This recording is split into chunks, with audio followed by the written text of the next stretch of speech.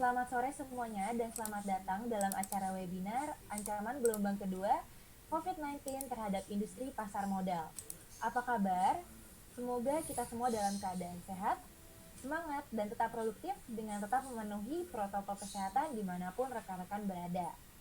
Webinar ini merupakan salah satu dari rangkaian webinar yang diselenggarakan oleh Program Studi Magister Ekonomi Terapan Universitas Katolik Atmajaya yang bekerja sama dengan PT Bank Negara Indonesia Persero Tbk. Boleh tepuk tangan virtual yang meriah untuk kegiatan webinar kali ini. Luar biasa. Senang sekali saya Nesi pada hari yang cerah ini dapat menemani rekan-rekan semua dalam acara webinar dengan topik ancaman gelombang kedua COVID-19 terhadap industri pasar modal yang sangat menarik dengan narasumber yang berpengalaman dan ahli pada bidangnya. Izinkan saya memperkenalkan narasumber kita yang terhormat pada hari ini. Kami mengucapkan selamat sore, selamat datang, dan selamat bergabung untuk Bapak Kim Kwi Samsudin selaku Head of Equity Research BNI Sekuritas, Bapak Maxilisha Putra selaku AVP Ketua Analis BNI Sekuritas, dan Bapak Hans Kwi selaku praktisi modal dan dosen Magister Ekonomi Terapan Unika Atmajaya. Sebelumnya, saya mohon izin untuk menyampaikan beberapa informasi ke rekan-rekan peserta webinar. Untuk yang pertama, harap mematikan audio selama pemaparan materi berlangsung. Selain itu juga, untuk dapat menyampaikan pertanyaan melalui kolom chat, dan untuk pertanyaan terpilih akan dijawab oleh para narasumber pada sesi Q&A. Dan juga jangan lupa untuk seluruh rekan-rekan yang menyaksikan webinar kali ini untuk tidak lupa mengisikan feedback seminar online untuk keperluan sertifikat di akhir webinar ini. Baiklah, sekilas untuk agenda kita pada hari ini. Untuk agenda pertama, kita akan mendengarkan kata sambutan langsung dari Rektor Unika Atmajaya Jakarta, Bapak Dr. Agustinus Prasetya-Toko. Namun untuk diketahui, setelahnya rangkaian acara dari mulai pemaparan materi hingga diskusi akan diambil alih dan dipandu oleh moderator kita bernama Mbak Teresia Angelia. Baiklah, tanpa berlama-lama lagi, saya selaku alumnus juga sudah tidak sabar mendengarkan kata pembuka dari Bapak Rektor. Mari kita mendengarkan kata sambutan dari Bapak Agustinus Prasetya-Toko. Untuk waktu dan tempat, kami persilakan Pak. Terima kasih Mbak Nesi. Selamat sore Bapak Ibu sekalian, khususnya Ibu Yovita yang mewakili BNI dan para pembicara kita pada sore hari ini, Pak Kwi, Pak Kim, Pak Maksi, dan Pak Hans. Terima kasih atas waktu yang diluangkan untuk bersama-sama dengan kita pada sore hari ini. Dan Bapak Ibu sekalian di Fakultas Ekonomi Bisnis, Pak Bimo, Ibu Ida, dan teman-teman semua, serta khususnya para peserta webinar pada sore hari ini. Pertama, saya mewakili Unika Atmajaya menyampaikan selamat datang atas dengan hadir dalam acara perdana kita kerjasama Magister Ekonomi Terapan dengan BNI, dan kita akan menikmati pada sore hari ini tema yang sangat menarik dan relevan, dan kita perlu tahu sama-sama terkait dengan bagaimana dampak COVID-19 khususnya gelombang kedua yang sedang terjadi di banyak negara di tempat lain. Kalau di tempat kita gelombang pertamanya belum selesai, jadi kita masih gelombang pertama plus gitu ya, sementara yang lain sudah memasuki gelombang kedua. Tapi apapun itu, saya kira kita perlu mencermati dengan baik apa yang akan terjadi dalam capital market kita, pasar modal kita, dan pasar modal seluruh dunia, dan karena itu akan menjadi pengetahuan wawasan yang baik sekali untuk kita semua, khususnya untuk para mahasiswa yang saya kira banyak hadir dalam acara ini. Sekali lagi terima kasih kepada BNI atas inisiatif baik yang kita sudah mulai lakukan ini, dan harapannya nanti ke depan kita akan kembangkan terus kerjasama yang intinya memberikan edukasi publik, edukasi kepada masyarakat sebagai kontribusi kita perguruan tinggi dan juga corporate sector BNI dalam hal ini untuk memberikan wawasan yang lebih baik kepada publik sekalian. Terima kasih. Baik, terima kasih Pak Rektor atas pemaparannya. Semoga tentu besar harapan kita agar webinar ini dapat memberikan manfaat, informasi tentunya bagi semua rekan-rekan dan peserta webinar ini. Selanjutnya kita langsung ke pemaparan. Saya berikan waktu dan tempat Mbak Angelia untuk memoderatorkan. Terima kasih Mbak Desi. Selamat sore Bapak dan Ibu, terima kasih kembali kami ucapkan atas kesediaannya untuk berpartisipasi dalam acara hari ini yang mengambil tema Ancaman Gelombang Kedua COVID-19 terhadap Industri Pasar Modal. Nah, ini seperti kita ketahui bersama ya, baru-baru ini Menteri Keuangan kita, Ibu Sri Mulyani, memproyeksikan bahwa pertumbuhan ekonomi Indonesia ini di kuartal ketiga ini akan negatif, yaitu ada di kisaran minus 2,9 hingga minus 1%. Nah, artinya dengan proyeksi tersebut, perekonomian nasional ini sudah terkontraksi 2 kali berturut-turut setelah pada kuartal kedua kemarin terkontraksi 5,32%. Nah, dengan ini Indonesia terancam masuk ke dalam resesi.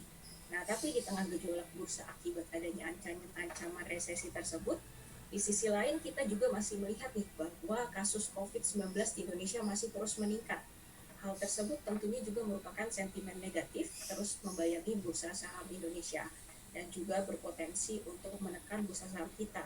Nah, pertanyaannya adalah bagaimana sih sekarang kita berinvestasi di tengah kondisi pasar yang seperti ini? Nah, untuk menjawab pertanyaan tersebut bersama kita sudah hadir 3 narasumber. Ada Bapak Hans Kui dan Bapak Maksi, juga ada Bapak Kim Kui. Nah, kalau kata pepatah tidak kenal maka tidak sayang, maka saya mohon izin untuk memperkenalkan ketiga narasumber kita. Saya akan mulai dari Pak Hans Kui ya. Saya akan membacakan CV singkat dari Pak Hans Kui. Jadi Pak Hans Kui adalah praktisi di bidang pasar modal, juga merupakan dosen di program studi Magister Ekonomi Terapan Unika Atmajaya, dan saat ini juga menjabat sebagai Direktur PT Anugrah Mega Investama dan juga merupakan kandidat doktor ilmu ekonomi jurusan manajemen keuangan. Nah, selain itu beliau juga memiliki segudang pengalaman di bidang pasar modal, diantaranya menjadi penasihat keuangan dan investasi untuk perusahaan aset manajemen, lalu perusahaan asuransi, pensiun fund, serta personal fund, lalu sebagai perencana keuangan juga perencana investasi, dan beliau aktif juga mengembangkan berbagai trading system, juga indikator-indikator technical analysis, dan aktif juga sebagai narasumber di berbagai media, lalu aktif juga sebagai asesor kompetensi lembaga sertifikasi profesi pasar modal, lalu juga memberikan pelatihan-pelatihan yang terkait tentunya di bidang pasar modal, dan juga memiliki sejumlah gelar sertifikasi profesional, diantaranya ada Certified Personal Finance, ada Certified Investment Banking, Certified Technical Analysis, dan masih banyak lagi. Nah, lalu untuk pembicara kedua, ada Bapak Maksi Lisa Putra SEMM. Nah, saat ini Bapak Maksi adalah EVP Equity Analyst di BNI Sekuritas, dengan cakupannya adalah sektor konstruksi, properti, dan semen. Lalu sebelumnya beliau juga telah memiliki pengalaman bekerja di berbagai perusahaan sekuritas lainnya, seperti ada Dewu Sekuritas, ada Sukor Invest Central Gani, lalu juga ada Bahana Sekuritas, dan Bapak Maksi juga memiliki pengalaman sebagai equity analyst sejak tahun 2000. Selain itu memperoleh gelar Magister Manajemen dari PPM Graduate School of Management, dan beliau juga memiliki beberapa lisensi seperti Investment Manager dan Broker Dealer. Nah, lanjut ke pembicara ketiga kita, ada Bapak Kim Kui Syamsuddin CFA. Saat ini Bapak Kim Kui menjabat sebagai Head of Equity Research di BNI Sekuritas. Nah, sebelumnya beliau juga menjabat sebagai Head of Equity Research di berbagai perusahaan seperti Yuanta Indonesia, BCA Sekuritas, UEB Kaihian Sekuritas, juga sebagai equity analyst di berbagai perusahaan seperti Citigroup Sekuritas, BNP Sekuritas, lalu ada ABN AMRO Sekuritas. Bapak Kim Kui juga sudah berkecimpung di bidang equity research sejak tahun 1997. Selain itu, beliau juga memiliki sertifikasi profesional yaitu CFA. Nah, baik itu CV dari ketiga pembicara kita. Tanpa berlama-lama lagi, kita akan memulai pemaparan sore ini. Pertama akan dibawakan oleh Pak Hans Kui. Kepada Pak Hans Kui, waktu dan tempat saya persilakan Pak. Ya, Pak Hans Kui mungkin masih di mute ya, Pak. Oke, Ya, terima kasih, kasih. Pak. Boleh minta tolong share screen-nya ya. Ya, terima kasih yang saya hormati Bapak Rektor, Pak Pras, kemudian Pak Dekan, Pak Bimo, kemudian Ibu Siti Saada, kemudian Ibu Yovita, Pak Kim, dan Pak Maksi. Saya akan memaparkan materi saya tentang ancaman gelombang kedua COVID-19 terhadap industri pasar modal. Tapi seperti yang Pak Rektor tadi sampaikan, Indonesia kita belum memenangkan wave 1, jadi kita belum khawatir dengan wave kedua ya, karena wave 1 aja kita belum menang. Tapi tanda-tanda wave kedua ini udah tampil dan bisa kita lihat di beberapa negara, khususnya di Eropa ya. Oke, Mungkin boleh next. Ya, ini sudah tadi dibacakan, next. Nah, ini 2017, waktu itu prediksi pasar di CNN, saya sampaikan tahun monyet api, sektor minyak akan naik ya. Waktu itu memang terlihat kontrak future kalau sektor minyak habis di Februari, kemudian minyak benar-benar naik waktu itu ya, cukup kencang gitu. Tetapi coba next, berikutnya kalau kita lihat, ini di tahun 2020 itu peristiwanya berbeda sekali ya gitu. Waktu itu isu perang dagang udah selesai, perdamaian Tiongkok Amerika waktu itu, tetapi ternyata pandemi COVID membalik segala sesuatu ya. Jadi prediksi pasar yang cerah di 2020 agak berubah banyak ya setelah datangnya pandemi. Next. Nah, ini dia yang kita lihat, COVID-19 ini merubah tatanan dunia ya, karena kalau kita lihat sekarang semua orang harus pakai masker, banyak aktivitas sosial yang harus ditinggalkan ya. Jadi ini mempunyai pengaruh yang sangat besar ya dan negatif pada perekonomian nasional. Oke, next. Nah, saya melihat ada beberapa perbedaan di krisis 98, 2008, dan 2020 ya. Ini ada tulisan saya di Kontan waktu itu membedakan 3 krisis ini gitu. Kalau kita lihat di 98, krisis itu bersumber di Indonesia ya waktu itu. Dan bersumbernya di Asia Tenggara gitu. Datang dari Thailand, kemudian menyebar, kemudian masuk ke Malaysia, Korea Selatan, tetapi masuk ke Indonesia, dan di Indonesia termasuk yang paling parah ya. Kita butuh waktu hampir 5 tahun ya untuk recovery dari krisis tersebut, dan kemudian ekonomi kita mulai growth lagi ya. Jadi dari 98, mungkin 2003-2004 baru ekonomi Indonesia benar-benar growth cukup tinggi gitu ya. Kemudian kita menghadapi krisis 2008 ya. Waktu itu orang bilang ini adalah krisis terbesar yang ada di dunia setelah Great Depression yang ada di 1930. Waktu ini datang dari subprime mortgage, ini adalah derivatif dari perumahan di Amerika yang berasal dari orang-orang yang kategorinya ninja ya, non-income, non-job, sehingga ada krisis di sana gitu. Dan ini cukup memukul Amerika, sehingga kalau kita lihat mereka harus QE cukup besar di sana gitu. Setelah quantitative easing, neraca Fed dari 800 miliar itu berubah jadi 4,8 triliun US dollar ya. Dia harus cetak 4 triliun gitu untuk mengantisipasi krisis ini gitu. Dan mereka nampaknya butuh lebih dari 10 tahunan ya, baru ekonominya mulai membaik gitu. Tetapi datang pandemi COVID-19 gitu. Kali ini pandemik ini cukup berat memukul ekonomi dunia kalau kita lihat, karena terjadi di hampir seluruh negara ya. Jadi seluruh dunia menghadapi tekanan yang sama. Jadi kalau dulu krisis Asia ada negara Eropa dan Amerika membantu, tapi ini terjadi di hampir seluruh negara gitu. Yang kedua, ini adalah sektor kesehatan, sehingga pembatasan ekonomi yang dilakukan itu benar-benar memukul ekonomi gitu. Nah, ini yang kita lihat, dan tampaknya kita harus belajar dari flu Spanyol gitu ya. Kita waktu di flu Spanyol itu butuh 3 tahunan untuk mengatasinya, tetapi flu-nya benar-benar nggak hilang, mungkin lebih dari 15 tahun ya, flu itu tampil keluar tapi dalam skala yang kecil-kecil gitu ya. Jadi ini PR yang cukup besar yang menghadapi pandemi COVID-19 sendiri gitu. Oke, next. Nah, ini beberapa data yang kita lihat waktu krisis Asia, ekonomi dunia masih growth 2,6, tetapi Indonesia minus 13,3 gitu. Tapi waktu kita lihat di 2009, ekonomi dunia minus 0,1, tapi ekonomi Indonesia masih growth 4,6 gitu ya. Saat ini kalau kita lihat ekonomi dunia ada yang memprediksi minus 3 sampai minus 6, tapi ekonomi Indonesia mungkin akan minus 2 ya perkiraannya, 1 sampai 2% minusnya gitu. Nah, kemudian kalau kita lihat satu hal yang hampir dapat kita pastikan, next slide, adalah sesudah pandemi COVID adalah, boleh next slide-nya. Ini adalah resesi ya setelah pandemi COVID yang datang sesudah pandemi ini gitu. Resesi sebenarnya adalah tanda bahwa pertumbuhan ekonomi satu negara 2 kuartal berturut-turut pertumbuhannya negatif ya. Jadi bukan sesuatu yang sangat mengerikan. Tetapi pertanyaannya kapan kita mau keluar dari resesi tersebut? Nah, ini yang jadi pertanyaan besar gitu ya. Karena kalau kita mau jujur bilang, ekonomi Indonesia tadinya kuartal 3 kita pikir minusnya sangat tipis ya, tetapi setelah ada PSBB kemudian ekonomi nggak kelihatan jalan, nampaknya kita bisa minus 2,9 ya.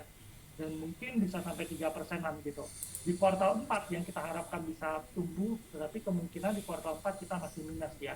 Tahun depan kita ada harapan untuk kembali bisa tumbuh gitu ekonominya. Oke, next. Nah, bisnis real dan pasar saham dan pandemi COVID-19. Coba kita lihat next di sini. Ini ada yang menarik kalau kita lihat ya di sini ya. Coba di slide berikutnya, boleh ditolong next. Ya, nah kalau kita lihat pertanyaan besarnya adalah kenapa sektor real sebenarnya sangat terpukul, tetapi kenapa pasar saham bergerak sangat cepat naik ke atas gitu ya. Ini nggak cuma terjadi di Indonesia, tetapi ini juga terjadi di belahan negara lain. Di Amerika indeksnya itu udah break higher-nya ya gitu. Nasdaq udah naik ke paling atas, Dow juga sama gitu. Padahal kalau kita mau lihat data-data ekonomi, pengangguran Amerika waktu Februari itu di bawah 4%. Sekarang pengangguran mereka 8% gitu. Tapi indeksnya udah bergerak naik ke atas gitu. Waktu itu pasar belum melihat wave kedua ya. Jadi wave kedua belum kelihatan sehingga pasar saham udah bergerak naik. Waktu itu pelonggaran lockdown dilakukan berbagai negara sehingga pasar saham dari Maret ketika turun ke level paling bawah, April market saham udah mulai bergerak naik ke atas gitu. Kemudian ada perbaikan data ekonomi yang sangat cepat, tapi perbaikan data ekonomi didapatkan dari sesuatu yang minus sekali ke bawah kemudian bergerak naik ke atas gitu. Kemudian kita lihat likuiditas yang sangat tinggi gitu. Kalau saya lihat itu ada 2-3 triliun itu langsung digelontorkan oleh Federal Reserve masuk ke pasar lewat program quantitative easing dia dalam periode yang sangat singkat sekali, tidak sampai 1 tahun. Dulu dia cetak 4 triliun itu periodenya hampir 4 tahun atau 5 tahun yang dilakukan oleh Federal Reserve. Tapi ini dalam periode yang sangat pendek sekali. Kemudian kalau kita lihat pemerintah Amerika juga mempunyai stimulus fiskal itu sampai 2,3 triliun yang mereka lakukan. Jadi likuiditas yang sangat longgar itu menyebabkan bergerak ke seluruh instrumen keuangan mendorong pasar naik ke atas. Nah, kemudian pasar saham kita waktu itu tertinggal ya pemulihan dibandingkan bond. Jadi dia bergerak naik cukup tinggi gitu. Kemudian kita melihat fenomena orang takut ketinggalan sehingga berburu saham waktu itu. Kemudian rotasi sektor ya, jadi sektor teknologi bergerak ke sektor yang cyclical yang terpengaruh oleh pandemi COVID. Waktu itu kenapa pasar saham naik sekali? Ini yang menyebabkan pasar saham bergerak dari 3.900 naik sampai 5.300. Tapi next coba kita lihat berikutnya. Sekarang kita menghadapi ancaman pandemik yang kedua ya. Ini adalah data Prancis ya, saya ambil. Coba kita perhatikan data Prancis ini. Jumlah new daily case-nya ini lihat sekarang lebih tinggi daripada bulan Maret ketika mereka melakukan lockdown total. Tetapi satu hal yang menarik di sini adalah kita lihat angka kematiannya landai. Nah, jadi ini yang menyebabkan Prancis belum terlalu agresif melakukan lockdown ya, karena angkanya meninggalnya cukup landai. Coba kita next lihat. Nah, bagaimana dengan Amerika Serikat? Kalau kita lihat Amerika Serikat menunjukkan tren new daily case-nya menurun ya, kalau kita lihat di sini. Tetapi kalau kita lihat angka meninggalnya masih cukup tinggi di sana gitu. Nah, kemudian next kita lihat. Nah, ini di slide berikutnya saya menggambarkan inilah musim dingin ya. Coba kita lihat musim dingin, pemandangannya sungguh indah gitu ya di belahan dunia. Oh ya, ini nggak di next ya. Bisa tolong di next. Nah ini ya. Jadi ini bukan saya bilang kita mau berlibur gitu, tetapi ini adalah sesuatu yang agak mengerikan sekarang gitu ya, karena kalau musim dingin datang, kemudian ada flu season gitu ya, flu season ini biasanya terjadi di negara-negara musim dingin gitu, itu antara November sampai Februari 2020 ke 2021 ya gitu. Nah biasanya kekhawatiran pandemiknya memuncak pada periode tersebut gitu. Nah inilah kemungkinan wave kedua yang akan terjadi.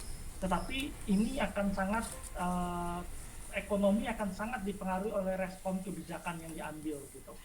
Jadi coba kita lihat next. Nah, kalau kita lihat dulu wave kedua, kita belajar dari flu Spanyol, wave kedua itu biasanya kadang-kadang lebih besar daripada wave 1 gitu. Nah, ini harus dicermati dengan seksama gitu ya. Kalau kembali negara melakukan lockdown kembali ya untuk mengantisipasi pergerakan dari pandemi COVID, kita akan melihat ada supply shock di sana ya. Jadi kalau supply chain terganggu, supply shock terganggu, supply-nya masuk ke pasar akan terganggu gitu. Dan di sisi lain kalau kita lihat di beberapa negara kalau terjadi lockdown itu pasti gelombang PHK-nya meningkat ya. Dan di Indonesia mungkin kita mulai mempersiapkan diri gelombang PHK terutama di kawasan mall ya. Karena kalau kita lihat mall kembali di PSBB, kemudian kita lihat mall benar-benar sepi ya. Jadi kalau ada PHK di sana, kita akan menyebabkan demand shock terjadi di sana. Gitu. Kemudian kalau kita belajar dari pembentang Nobel tentang teori consumption, orang cenderung mempertahankan consumption dia, termasuk dengan berhutang gitu ya. Jadi ketika nanti ekonomi recovery, dia akan delay dulu, dia bayar hutang dulu, kemudian baru bisa menaikkan consumption dia gitu. Jadi ekonomi akan menghadapi delay yang panjang ya. Ini adalah beberapa hal yang harus kita lihat sebagai dampak dari corona baru ini gitu. Memang ada bantuan dari OJK berupa PUJK 11 ya tentang restrukturisasi dan tentang cadangan kerugian penurunan nilai gitu. Dan rencananya akan diperpanjang. Ini cukup membantu ya karena industri perbankan kita agak ketar-ketir karena kalau PUJK-nya berakhir di 11 mereka harus membentuk pencadangan dan laba perbankan rata-rata tertekan turun ke bawah. Kemudian kalau kita lihat berikutnya, coba kita lihat di slide berikutnya. Ini saya bicara tentang Indonesia. Ini waktu kita melandai, ini adalah active case kita ya, active case kita agak sedikit melandai di sini. Waktu itu ada PSBB ya dilakukan. Tetapi begitu PSBB dibuka, PSBB transisi di-apply, itu kasus kita bergerak naik terus ke atas gitu. Dan kemarin kita lihat Pemprov DKI mengklaim bahwa pelaksanaan PSBB total itu berhasil mengerem pertumbuhan kasus pandemik gitu. Tetapi kalau data yang saya lihat nampaknya belum ada perubahan berarti ya. Nampaknya saya khawatir data yang kita lihat ini dengan data di pemerintah itu agak berbeda gitu ya. Jadi ini beberapa hal yang harus kita perhatikan. Kemudian angka kematian kita masih bergerak naik terus ke atas ya. Ini menunjukkan bahwa pandemik belum benar-benar diatasi di sini gitu. Oke, next coba kita lihat. Pandemik kita tidak tahu sampai kapan gitu. Ini adalah pertanyaan besarnya gitu ya. Dan kemudian ini demand shock. Oh ini kayaknya ini ya terkait dengan ini ya. Ini di next aja. Nah di slide berikutnya kita lihat ini adalah gambaran bagaimana ekonomi makro terganggu ya akibat pandemi gitu ya. Jadi kalau kita lihat pasar internasional itu udah hampir dipastikan akan terganggu ya. Jadi perdagangan internasional terganggu sekali oleh pandemi ini. Jadi sektor bisnis formal dan informal itu terganggu gitu. Kemudian kalau kita lihat di sektor bisnis dalam negeri sendiri ini pasti mengalami gangguan ya kalau ada PSBB total diperpanjang terus dan menyebar ke banyak tempat ya bersama lockdown di berbagai negara gitu. Kemudian kalau kita lihat pemerintah sekarang punya sesuatu yang cukup berat gitu ya karena dia harus penerimaan pajaknya turun, tapi di sisi lain mereka harus memberikan subsidi gitu ya. Kemudian sektor rumah tangga ini menghadapi tekanan gitu. Dan ada satu data yang cukup menarik bahwa kelas menengah itu menunda konsumsi mereka gitu ya. Jadi kelas menengah itu punya tabungan 2 tahun sampai 5 tahun ya. Mereka menunda sekali konsumsi mereka dan kelihatan dana pihak ketiga itu bergerak naik ke atas ya di masyarakat kelas menengah. Nah ini jadi beberapa hal yang cukup mengganggu di perekonomian. Oke, next. Nah, kita melihat men-zoom sedikit data Indonesia pekerja formal kita 30 sampai 40 juta gitu. Tetapi angka penganggurannya udah naik kurang lebih dari asosiasi di 6 sampai 7 juta ya pergerakannya. Pengangguran dari versi pemerintah 2,9 sampai 5,23 juta. Tetapi kalau kita lihat sebenarnya angka ini udah di 7 juta lebih ya. Tapi pekerja informal kita 57% tenaga kerja atau 74 juta jiwa gitu. Nah, ini yang menyebabkan pemerintah sulit memilih lockdown tetapi harus menerapkan PSBB ya karena pendapatan orang itu adalah pendapatan harian. Nah, jumlah UMKM ada 52 juta unit UMKM, kelas menengah ada 115 juta kelas menengah. Nah, kelas menengah ini cukup berat masalahnya gitu ya. Kalau orang di kelas atas gitu ya kena COVID, mereka berobat bayar sendiri nggak terlalu masalah gitu. Tapi kalau di kelas menengah ini ya agak berat gitu ya. Jadi kalau kena pandemi COVID terjadi sesuatu mereka bisa turun ke kelas jadi kelas bawah gitu ya. Dan yang kedua bantuan pemerintah itu tidak terlalu menyenggol di kelas menengah gitu. Ini jadi PR yang cukup besar di sana gitu. Kemudian orang miskin di Indonesia bergerak naik ke atas, kemudian defisit APBN juga melebar gitu. Penerimaan pajak juga diperkirakan turun. rasio utang kita juga bergerak naik ke atas. Jadi ini beberapa hal yang mempengaruhi kita ya. Oke, next. Nah, bagi Indonesia kita ada beberapa masalah karena 40% ekspor kita batu bara dan kelapa sawit ini terganggu karena harga internasional nggak terlalu baik, tetapi kelapa sawit untung bergerak naik karena dunia memperkirakan akan mulai diterapkannya ini ya, penggunaan biodiesel ya. Indonesia dan Malaysia akan memakai itu. Jadi sawit dunia agak bergerak naik ke atas. Tetapi kalau harga minyak nggak terlalu baik, saya pikir nggak banyak insentif untuk memakai biodiesel dulu gitu.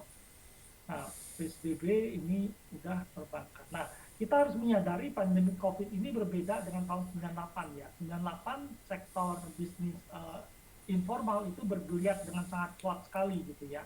Tetapi sekarang ini berbeda sekali gitu ya. Sektor informal kita juga agak terpukul. Nah, ini yang agak berat bagi ekonomi kita gitu. Nah, Indonesia kalau kita bisa menghadapi pandemi COVID, kita akan cukup beruntung karena kita punya demand domestik yang cukup besar ya. Diperkirakan kita salah satu negara yang recovery cukup cepat gitu.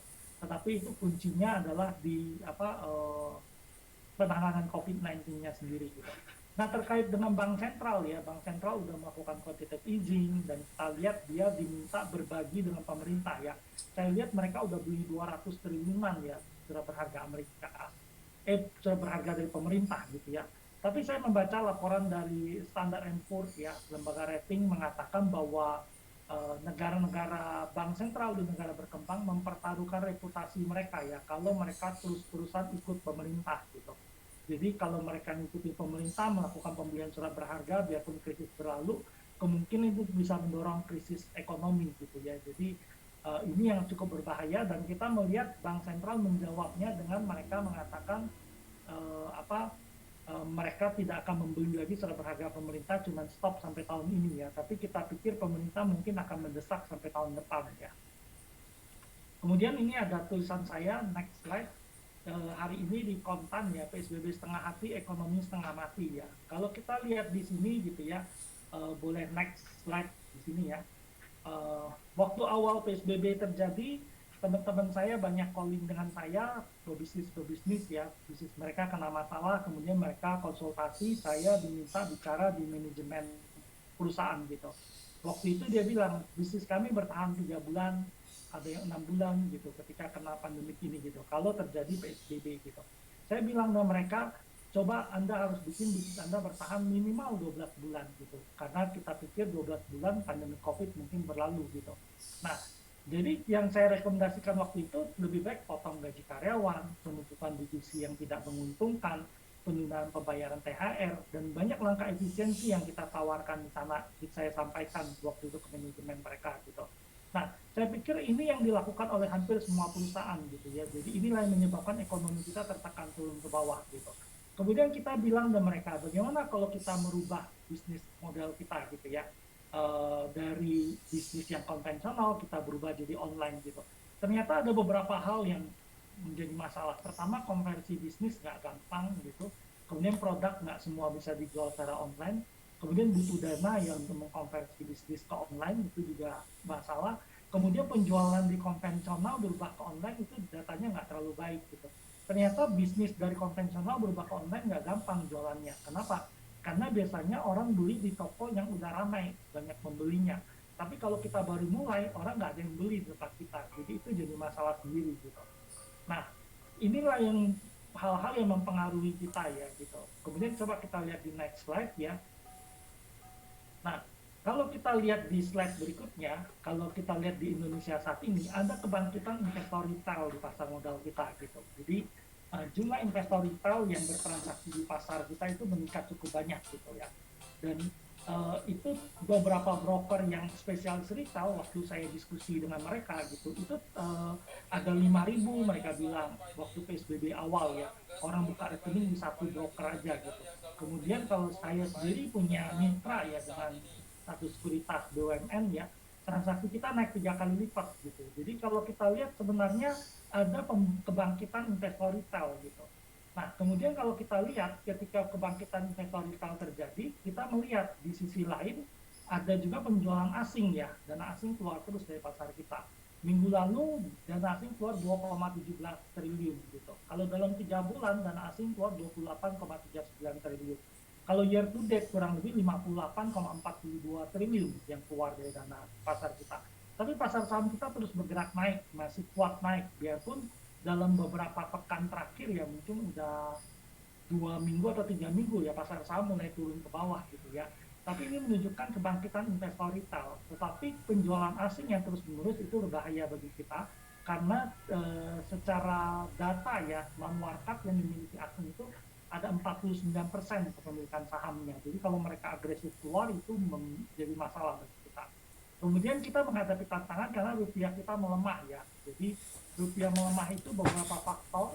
Yang salah satunya waktu itu pemerintah membuat dewan moneter, ini menyebabkan asing khawatir dan bergerak keluar dari pasar kita. Kemudian kalau kita lihat mau memindahkan pengawasan dari OJK ke BI itu juga sesuatu yang sangat berisiko karena seolah-olah mau merubah fondasi di tengah badai gitu. Kemudian naiknya kasus pandemi COVID dan kemudian kalau kita lihat memang sekarang tren US dollarnya lagi menguat ya setelah pandemi COVID terancam kedua gitu. Kemudian kalau kita lihat Indonesia punya masalah beberapa hal. Pertama, pengetesan kita rendah ya. Kita cuma melakukan pengetesan 11 ribuan orang per 1 juta orang gitu ya. Ini jauh di bawah Filipina yang 32 ribu per 1 juta ya. Dan ini jauh juga di bawah Amerika yang 100 ribu atau 200 ribu per 1 juta orang gitu. Ini jadi masalah kita gitu. Nah, oleh karena itu investor sebaiknya rasional ya kalau kita lihat. Kalau indeks turun, kita baru melakukan pembelian saham. Kalau lagi naik ke atas, jangan kita beli, tapi kita jual dulu. Gitu. Jadi karena kita melihat naiknya risiko pandemik ini, kemudian kalau kita lihat di dalam negeri rupiah melemah, kemudian dana asing terus keluar, kita melihat indeks ini akan sulit ya untuk break all time high lagi ke atas. Gitu. Jadi lebih baik melakukan swing di pasar. Gitu. Nah, satu hal yang harus pemerintah perhatikan sebenarnya, Wuhan dalam 76 hari melakukan lockdown dan sesudah itu mereka berhasil menang dari pandemi COVID. Bulan Agustus mereka melakukan dansa rame-rame di jalan gitu. Dan kalau kita lihat negara-negara yang sudah berhasil menang dari pandemi COVID, mereka ekonominya mulai bergerak normal ke depannya gitu. Dan ini harus dipikirkan pemerintah bagaimana supaya secepat mungkin kita menang dari pandemi COVID. Nah, saya ada slide terakhir tentang vaksin ya. Ini yang sangat dinantikan oleh Indonesia. Coba next slide terakhir vaksin. Nah, vaksin itu penelitiannya ada 3 fase. Fase 1 dengan tingkat kegagalan 37%, fase 2 ada 69%, dan di fase 3 tingkat kegagalannya 42% gitu. Sinovac adalah salah satu yang paling leading gitu. Metodologi yang dipakai Sinovac itu simpel sekali ya. Vaksinnya dimatikan, diperlemah, kemudian disuntikan ke orang untuk membentuk antibodi ya gitu. Dan ini salah satu yang cukup diandalkan. Tetapi sebenarnya yang saya lebih suka, yang menurut saya paling cepat itu sebenarnya Oxford University dengan AstraZeneca gitu ya, karena mereka pada bulan Juni sudah masuk ke fase ketiga gitu. Sedangkan Sinovac sendiri baru bulan Agustus masuk ke fase ketiga. Nah, penelitian di fase ketiga itu mereka tembak ke banyak orang menunggu responnya gitu. Nah, kita harus melihat bahwa responnya itu butuh 6 bulan sampai 1 tahun bahkan 4 tahun ya untuk memastikan itu benar-benar aman. Jadi ketika vaksin disuntikan ke orang itu kita akan melihat gitu. Pertama, apakah vaksin itu menimbulkan rekor kekebalan ya pada berbagai tipe orang gitu ya. Itu harus dilihat yang pertama. Yang kedua adalah varian dari COVID ini beberapa macam gitu. Jadi kekebalan model apa yang didapatkan terhadap beberapa varian virus gitu. Yang ketiga adalah apakah ada efek samping atau enggak. Karena kalau vaksin disuntikan ke semua orang, kemudian ada efek samping yang merugikan, ini sangat berisiko sekali bagi dunia. Gitu. Jadi di fase 3 ini karena melibatkan banyak orang dan butuh waktu agak lama. Gitu. Nah, kemudian kalau kita lihat, dari orang yang disampel tes itu, ada orang yang disuntik cuma air garam, ada yang benar-benar disuntik vaksin. Jadi mereka berusaha nge-trace gitu ya, yang disuntik ini air garam dengan yang disuntik dengan vaksin itu bagaimana gitu responnya gitu. Jadi kemarin ada berita Sinovac orang yang disuntik 2 kali vaksinnya ternyata dia kena COVID gitu. Nah itu belum tentu benar-benar dia disuntik dengan vaksinnya gitu. Jadi ini pertaruhan besar, tetapi kita harus menyadari efektivitas dari vaksin sendiri mungkin tidak langsung baik ya. Orang khawatir mungkin 50%. Jadi pandemi COVID ini mungkin jadi teman kita dalam periode yang agak lama ya. Jadi PR-nya dari pemerintah untuk memenangkan perang melawan pandemi itu. Mungkin itu dari saya. Terima kasih. Saya kembalikan ke Bu Angel. Terima kasih Pak Hans, menarik sekali nih pemaparannya. Jadi berarti tadi setelah apa yang disampaikan Pak Hans, mungkin kita juga sebagai investor ya, kita perlu juga bersikap rasional dalam melakukan investasi, khususnya dalam kondisi seperti ini. Mungkin tadi juga seperti yang sudah disampaikan Pak Hans, bisa dipertimbangkan juga untuk sebagai swing trader dalam kondisi pasar yang seperti ini. Terus tadi kita lihat juga kalau sebelum ditemukannya vaksin COVID-19, sepertinya pasar keuangan ini masih akan berfluktuasi ya. Tadi COVID masih menjadi teman kita ya tadi kata Pak Hans ya. Oke, mungkin berikutnya saya akan bisa langsung masuk ke materi kedua untuk tanya jawab itu nanti akan digabung langsung setelah pemaparan ketiga selesai.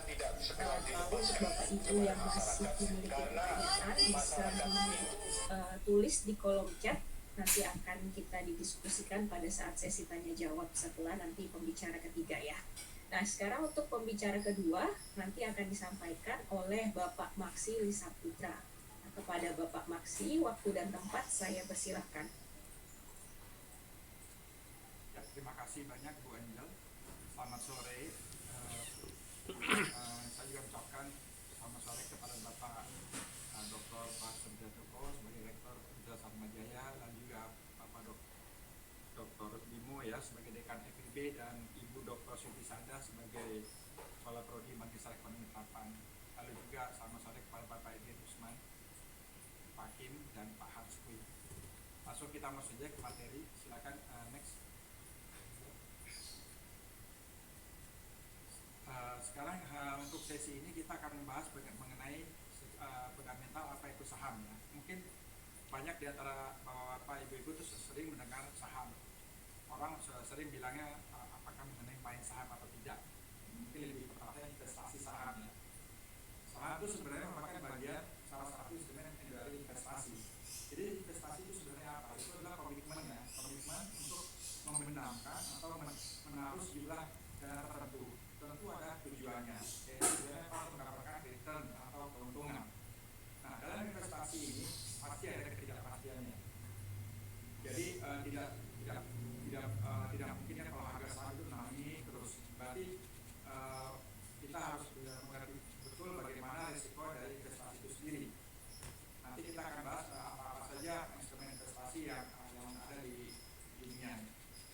Dan juga kita juga harus menetapkan risiko terhadap investasi kita. Apabila kita hanya mau risiko 5% turun, kita bisa langsung cut loss. Atau mungkin ada juga orang-orang yang resikonya dia mau menunggu sampai turunnya banyak baru dia mau cut loss.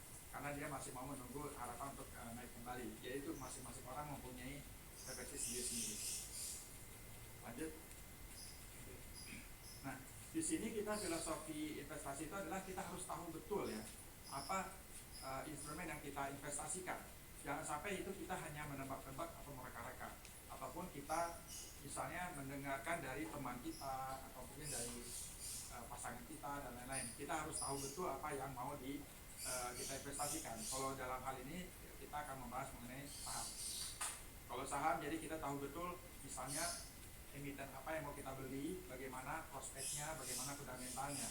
Jadi jangan sampai itu kita faktor ikut-ikutan. Dan juga ada baiknya juga kita melakukan riset sendiri. Selain kalau kami juga bisnis sekuritas ya, kami juga menerbitkan riset report atas emiten-emiten tertentu. Misalnya Telekomunikasi Indonesia ataupun Antam gitu ya. Mungkin kalau Bapak Ibu merasa masih kurang informasi didapatkan, bisa juga melakukan riset sendiri. Dan kembali saya sampaikan, jadi kalau melakukan investasi saham ini itu benar-benar dari rasional, dari pemikiran yang matang. Karena kalau kita lihat terkadang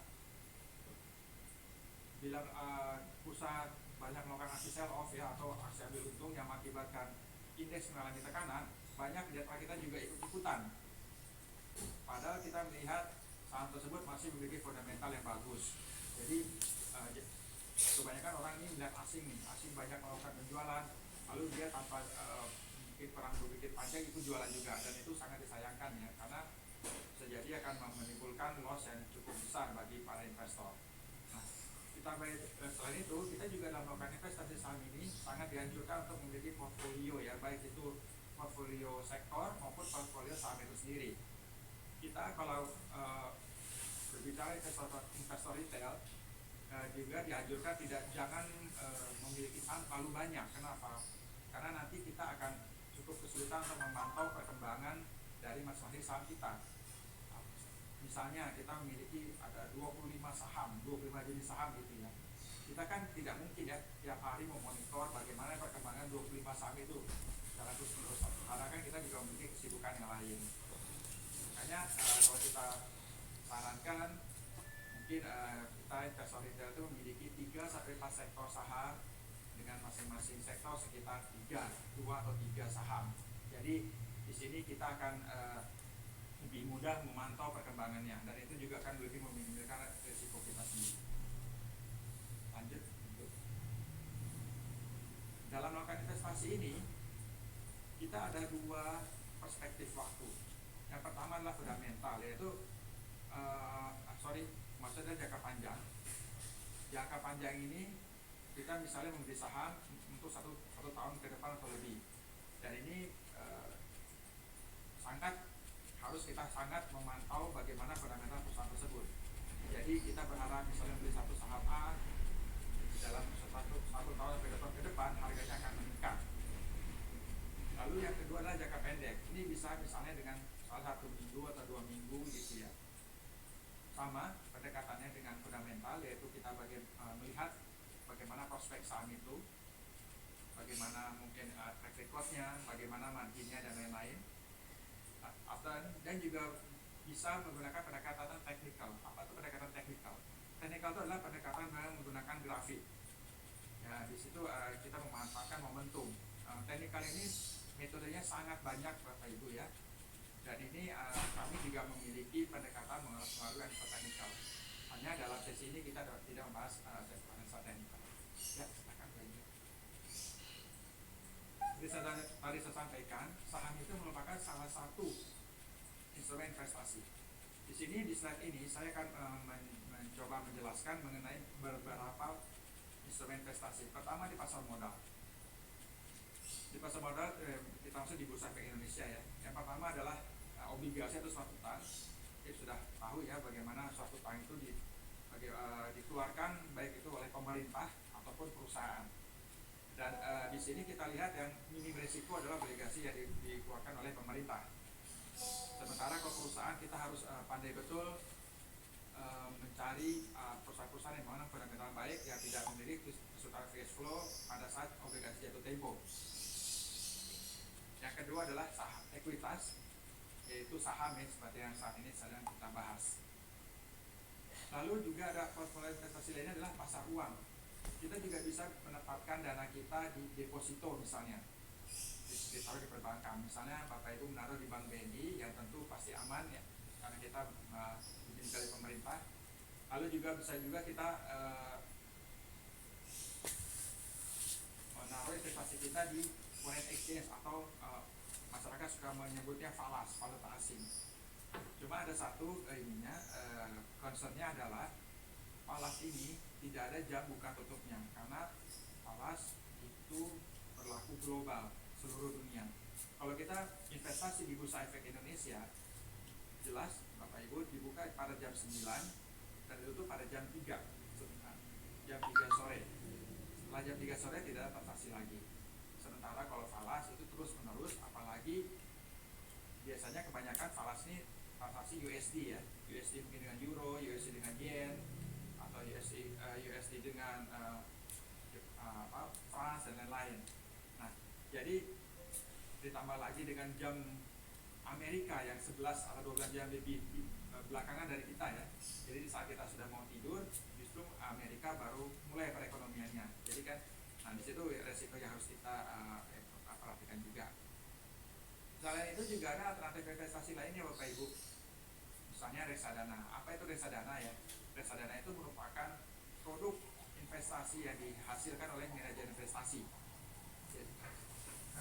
Jadi ada beberapa perusahaan manajer investasi yang ada di Indonesia. Sini basisnya bisa saham, bisa obligasi, bisa campuran ataupun dengan deposito dan lain-lain. Ya, itu banyak kreasi produk yang diciptakan oleh manajer investasi. Lalu contoh lainnya adalah properti.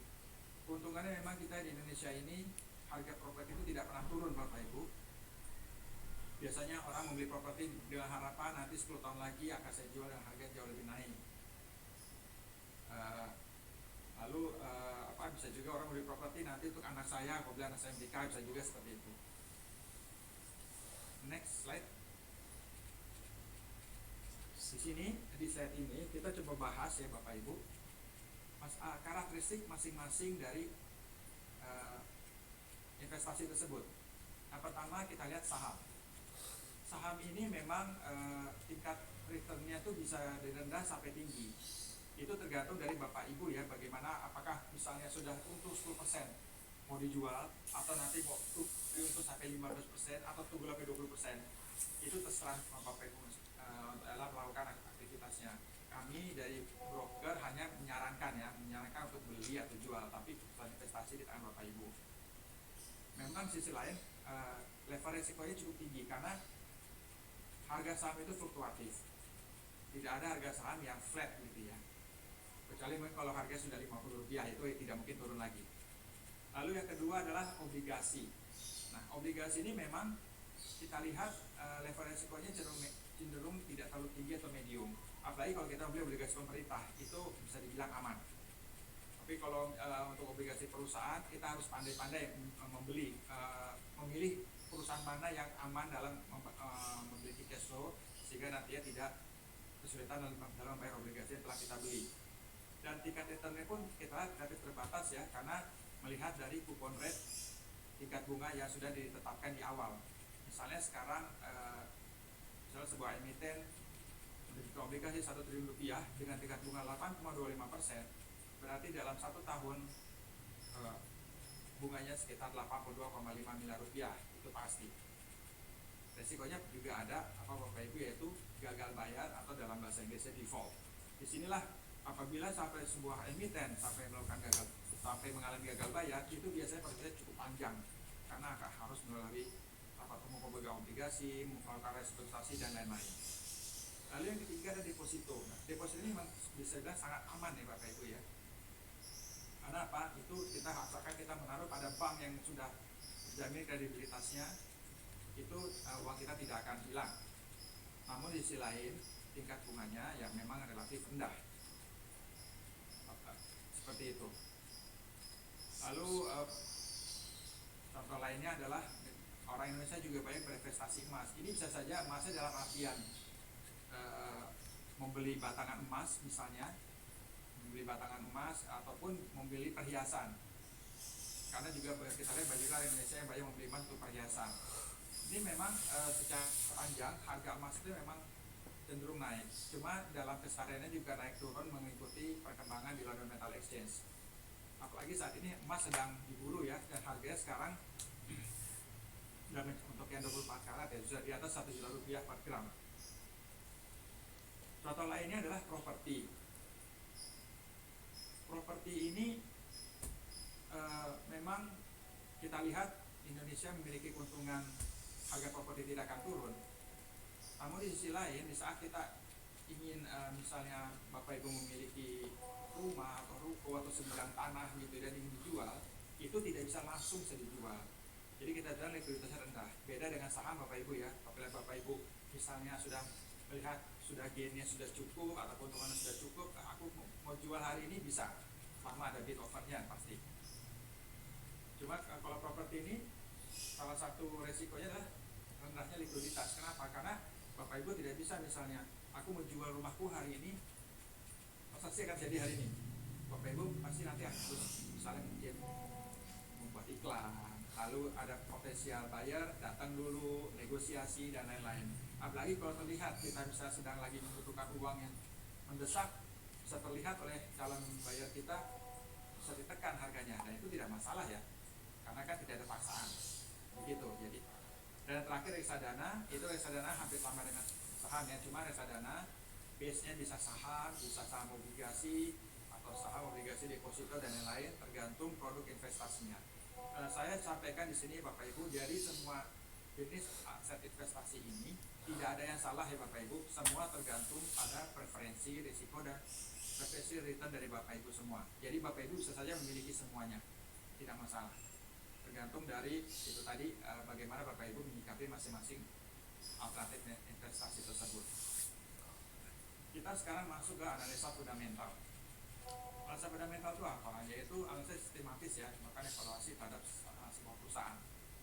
Dalam hal ini kita melakukan pendekatannya dengan top down, yaitu dari atas ke bawah. Jadi yang atasnya itu adalah apa? Ekonomi makro dulu. Contohnya ekonomi makro Indonesia, lalu juga turun seperti misalnya tadi sampaikan banyak oleh Pak Hans ya mengenai ekonomi makro Indonesia. Lalu turun lebih sempit mengenai industri. Contohnya kita membahas industri properti. Nah, di situ kita properti kita bisa melihat bagaimana perkembangan mungkin mall ataupun perumahan ataupun kantor dan lain-lain. Nah, setelah dari industri tadi masuk ke yang lebih sempit yaitu perusahaan. Nah, analisa keuangan perusahaan ini yang akan kita lihat bagaimana laporan keuangannya, bagaimana track record laporan keuangannya, bagaimana proyeksi kinerja keuangannya dalam beberapa tahun ke depan.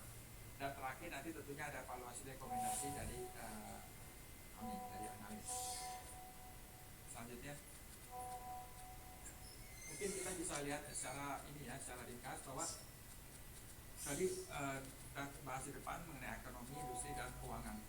Kalau analisa ekonomi kita lihat misalnya perkembangan ekonomi makro nih. Jadi pada ekonomi makro misalnya Indonesia bagaimana proyeksi GDP atau pertumbuhan ekonominya, inflasi kita, hubungan, nilai tukar, dan lain-lain. Itu yang cukup memberikan pengaruh yang cukup besar ya terhadap perkembangan ekonomi Indonesia. Nah, dari ekonomi tadi kita sedikit mengerucut ke industri. Jadi dari industri ini kita melihat bagaimana perkembangannya, bagaimana apakah perkembangan teknologinya, bagaimana persaingannya, dan lain-lain. Misalnya sekarang ini masuk ke industri telekomunikasi, terlihat bahwa bagaimana para pemain sektor telekomunikasi berupaya untuk meningkatkan layanan mereka kepada konsumen, apalagi di tengah kondisi pandemi seperti saat ini. Itu telekomunikasi sangat ini ya, diuntungkan dengan banyaknya orang menggunakan internet seperti kita gunakan sekarang, Zoom, dan lain-lain. Dari industri tersebut kita masuk ke perusahaan, yaitu kita langsung masuk ke emitennya. Contohnya kalau dari industri telekomunikasi, salah satu emitennya adalah Telkom atau TLK yang kodenya di Bursa Efek Indonesia. Di situ kita melihat bagaimana perkembangan laporan keuangannya dari tahun ke tahun, lalu bagaimana perkembangan marginnya, perkembangan laba bersih, dan perkembangan capex, dan juga bagaimana perkembangan market share atau subscriber dari Telkom. Si Cowboy. Nah, ini adalah sekedar ilmu aja, ilmu textbook. Si Cowboy. Mengenai rasio-rasio, ada liquidity rasio, ada asset management rasio, dan lain-lain. Itu nanti bisa dibaca sendiri. Sama ini juga beberapa rasio yang kita banyak gunakan untuk dalam menganalisa laporan keuangan emiten atau laporan keuangan perusahaan. Di sini ada di slide ini kita akan membahas ya beberapa perhitungan yang banyak digunakan oleh para pelaku pasar. Yang pertama itu adalah mengenai margin atau rasio profitabilitas.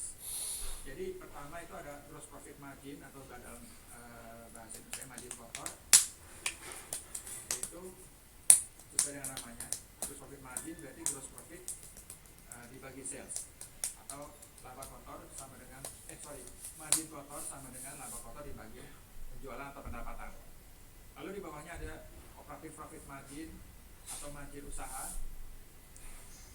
Sesuai dengan namanya, margin usaha berarti rumusnya laba usaha dibagi penjualan atau pendapatan. Dan yang di bawahnya lagi ada net profit margin atau margin bersih, berarti laba bersih dibagi penjualan atau pendapatan. Di sini kita lihat bahwa semua penyebutnya atau angka yang dibaginya itu pasti penjualan atau pendapatan. Nah, di sini kita bisa membandingkan margin misalnya beberapa emiten dalam satu industri. Kita dalam membandingkan emiten itu dalam industri yang sama, Jadi kita contohnya jangan membandingkan misalnya marginnya Semen Indonesia dengan marginnya Telkom. Itu mereka dua perusahaan yang dalam industri sangat berbeda. Jadi kita bisa membandingkan misalnya marginnya Semen Indonesia dengan marginnya Indosemen itu dalam Prakasa. Nah, mereka berada dalam industri yang sama. Lalu lanjut ke bawah ya, rasio harga pasar ya atau market ratio. Ini yang banyak mungkin pemberitaannya Bapak Ibu pernah dengar di berbagai media. Pertama adalah earning per share atau dalam bahasa Indonesia adalah laba bersih per saham. Sesuai dengan namanya, laba bersih per saham berarti rumusnya adalah laba bersih yang ada di laporan keuangan dibagi dengan jumlah saham yang beredar. Lalu ada lagi price earning ratio atau orang suka menyebutnya PE ya. Apa itu PE? Sesuai dengan namanya price earning, berarti market price, harga sahamnya dibagi IPS. IPS dari mana? IPS itu yang tadi di atas, laba bersih dibagi jumlah saham. Nah, berarti dari sini makin kecil PE berarti sahamnya makin menarik. Sama dengan margin tadi ya saya sampaikan, kita membandingkan PE emiten-emiten dalam industri yang sama. Dan juga ada PE rata-rata dari industri. Kita akan kalau saham-saham yang PE-nya di bawah rata-rata industri itu menunjukkan saham tersebut masih murah secara valuasi ya. Lalu di bawah juga ada lagi book value per share. Ini dalam artian book value ini jangan Bapak Ibu membayangkannya buku gitu ya, karena dibilang itu berarti kan nilai buku ya. Nilai buku ini maksudnya adalah ekuitas dibagi jumlah saham. Ekuitas itu ada di neraca sebelah kanan. Dengan logika yang sama dengan price earning ratio, ada price to book value. Sama rumusnya, yaitu maksud saya mirip. Jadi price to book value berarti harga dibagi book value per share. Nah, book value per share itu ya tadi itu kita bahas ya, modal atau ekuitas sebagai jumlah saham. Di bawahnya lagi ada dividend yield. Nah, dividend yield itu apa? Dividen yang telah ditetapkan oleh RUPS, karena dividen atau bagian keuntungan yang dibagikan pada pemegang saham itu disebut dividen. Nah, dividen itu ditetapkan dalam rapat umum pemegang saham atau RUPS. Nah, jadi misalnya sebuah perusahaan memutuskan memberikan dividen Rp100 per saham. Nah, harga sahamnya saat itu adalah misalnya Rp5.000. Berarti dividen yieldnya adalah 100 dibagi 5.000. Berarti sekitar 0,2%. 2%. Nah, Pak Maksi, mohon maaf waktunya 5 menit lagi ya Pak Maksi. Masih ada. Terima kasih. Ya, terima kasih Pak. Ya, terima kasih. Lalu ada dividen payout ratio. Dividen payout ratio itu apa? Itu adalah bagian yang dibagikan sebagai dividen dari laba bersih. Jadi contohnya sebuah perusahaan membukukan keuntungan Rp1 triliun. Dalam rapat umum pemegang saham disetujui untuk membagikan dividen 250 miliar. Berarti dividen payout ratio-nya adalah 250 miliar dibagi 1 triliun atau sama dengan 25%. Biasanya BUMN itu lebih generous dalam membagikan dividen dibandingkan perusahaan swasta. Lanjut. Ya, ini mungkin pokok investasi ya, pada sektor-sektor yang memiliki ya kekuatan fundamental, lalu juga likuiditas tinggi, rasio PE yang di bawah rata-rata industri, dan juga pertumbuhan kinerja yang bagus ke depan. Masalah likuiditas tinggi ini apa Bapak Ibu? Kita jangan sampai membeli saham yang bid over atau transaksinya itu tipis ya. Jadi dalam transaksi saham itu kan ada bid dan over. Dan sampai hari ini ada transaksi, besok nggak ada, besoknya lagi ada. Jadi nanti kita akan memiliki kesulitan ya dalam melakukan transaksi baik beli atau jual. Jadi masih banyak saham pilihan di Bursa Efek Indonesia. Kita ada sekitar 600 emiten yang terdaftar. Jadi kita tidak usah khawatir untuk kekurangan pilihan emiten yang untuk membeli saham emiten yang ada di Bursa Efek Indonesia. Lanjut. Nah, ini adalah yang terakhir adalah contoh laporan keuangan emiten Semen Indonesia pada Juni 2020. Di sini kita lihat ada pendapatannya. Ini semua bisa dilihat kan dinyatakan dalam juta rupiah Bapak Ibu ya. Berarti angka-angka di sini semua dalam dikalikan 1 juta. Contohnya pendapatan 30 Juni 2020 itu di situ ada 16.028.000 sekian.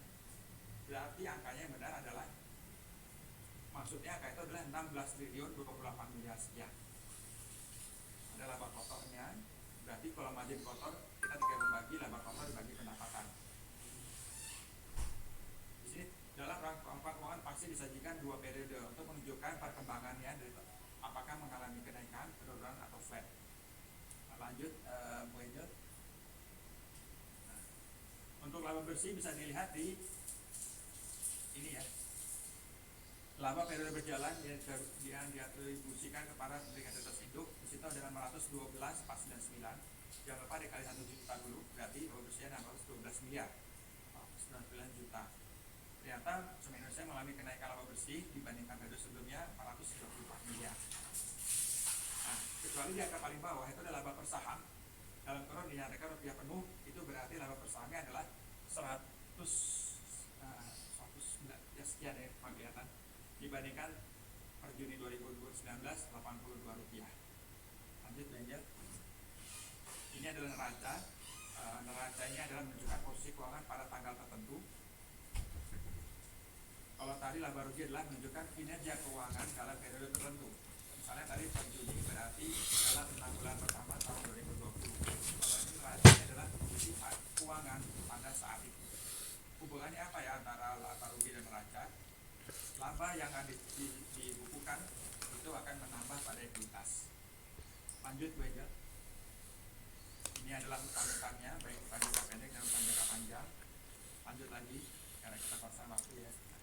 Ini adalah ekuitas yang tadi saya sampaikan. Kalau kita mencari book value berarti adalah ekuitas ini dibagi jumlah saham. Jadi ekuitasnya ini adalah 34 triliun sekian dibagi jumlah saham Semen Indonesia. Itulah book value-nya. Dan yang tadi laba bersihnya itu masuk menambah ke saldo laba. Saldo laba itu yang ada di mungkin sekitar 8 baris dari bawah ya. Ya, itu ya Bu Angel yang saya sampaikan.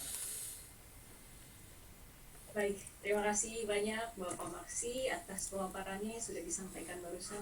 Jadi mungkin ya memang dalam kondisi seperti ini kita perlu tahu dulu ya, sebagai investor kita perlu tahu penting bagi kita untuk bisa berinvestasi di sektor-sektor yang fundamentalnya baik ya. Jangan sampai keputusan investasi yang kita ambil ini berdasarkan emosi, tapi kita perlu juga dilandasi dengan rasional, seperti itu mungkin ya Pak ya. Ya, baik. Berikutnya materi terakhir akan dibawakan oleh Bapak Cimpui Syamsuddin. Kepada Bapak Cimpui, saya persilakan waktu dan tempat, Pak.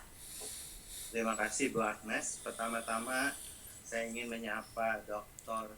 Agustinus Prastiantoko selaku Rektor, lalu Dr. Irenius Dwinanto Bimo selaku Dekan FEB, dan juga Dr. Siti Sada selaku Kepala Prodi Magister Ekonomi Terapan, dan juga Pak Edi, Pak Hans, dan Pak Maksi. Bisa tolong ditampilkan materinya? Ya, next slide. Tolong ya, oke. Ya, sebelum saya memasuki presentasi saya mengenai prospek pasar saham Indonesia sampai akhir tahun ini, ada baiknya saya juga ingin share tips ya yang saya dapatkan selama karir saya. Sepanjang karir saya lebih banyak deal dengan investor institusi, dan dari tips-tips yang saya akan share ini baik juga untuk diterapkan secara konsisten oleh individual investor untuk memperbaiki peluang ya untuk bisa terus bertahan dan juga membukukan gain yang konsisten di pasar saham, bukan hanya untuk 1 tahun atau 2 tahun, tapi untuk jangka waktu yang jauh lebih panjang. Mengingat waktu, saya hanya akan membahas beberapa poin saja. Yang pertama, dalam memilih saham harus diingat bahwa ini bukan sains, tapi lebih merupakan art ya, menurut saya ya. Jadi tidak ada yang namanya itu holy grail atau magic formula. Jadi dari drivers untuk pasar saham globally ada 4 faktor.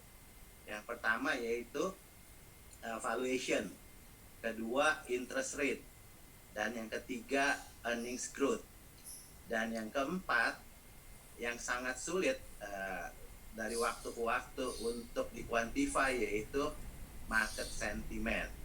Jadi seperti sekarang ini di mana ketidakpastian masih tinggi disebabkan oleh COVID ini, faktor market sentiment ini justru yang overpower 3 faktor yang telah saya sebutkan tadi. Oke, lalu kita akan pindah bagaimana cara yang baik untuk konstruk portfolio kita gitu. Yang pertama, kita perlu disiplin ya untuk istilahnya menabung saham, atau yang kalau di bahasa Inggrisnya itu dollar cost averaging. Jadi kita sisihkan dana kita yang kita ingin investasikan di pasar saham, dan kita tentukan apakah tiap minggu atau tiap bulan kita investasikan dana tersebut. Jadi emosi kita tidak berperan ya dalam hal ini. Jadi seringkali retail investor itu kehilangan waktu yang sebetulnya paling baik ya untuk berinvestasi di mana ketidakpastian masih tinggi. Seperti contohnya waktu awal dari pandemi, di mana investor institusional biasanya akan menjual secara agresif kepemilikan saham mereka dengan kalau kita disiplin untuk menerapkan strategi ini, kita ada kesempatan untuk membeli saham-saham unggulan kita di valuasi yang sangat menarik ya. Dan strategi kedua yaitu kita perlu adanya diversifikasi. Jadi saran saya dalam satu portfolio kita memilih sekitar 8 sampai 12 saham, dan ini across 4 atau 6 sectors. Dan yang ketiga strateginya yang perlu kita disiplin juga yaitu kita perlu rebalancing secara teratur. Jadi seandainya 1 atau 2 saham di portfolio kita outperform saham-saham lainnya ya. Jadi weighting dari 1 atau 2 saham ini sudah jauh lebih tinggi dari sebelumnya yang balance. Jadi kita perlu menjual sebagian ya dari 1 atau 2 saham ini dan invest di saham-saham lainnya atau saham baru yang menurut Bapak Ibu punya potensi long term gain yang baik. Baik, next slide.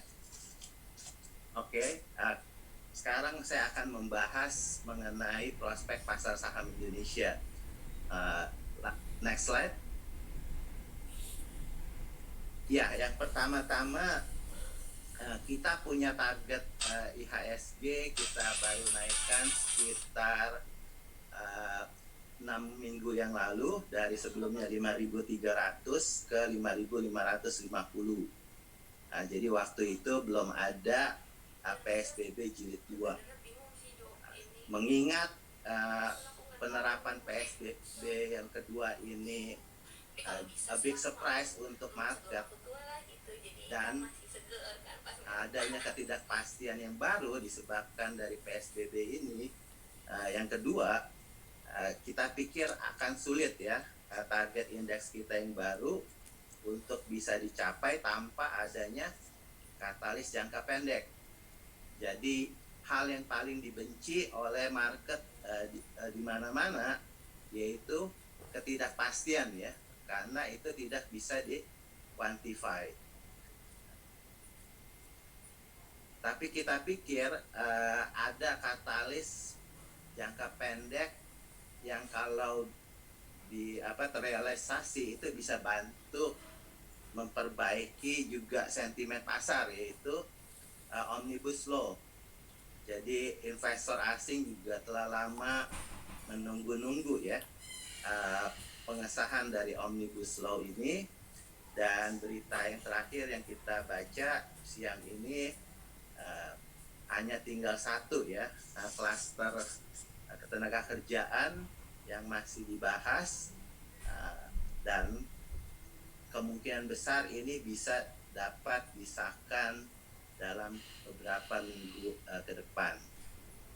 Di luar itu kita melihat banyak juga ya katalis jangka menengah dan jangka panjang yang dapat menunjang kinerja pasar saham Indonesia ke depannya.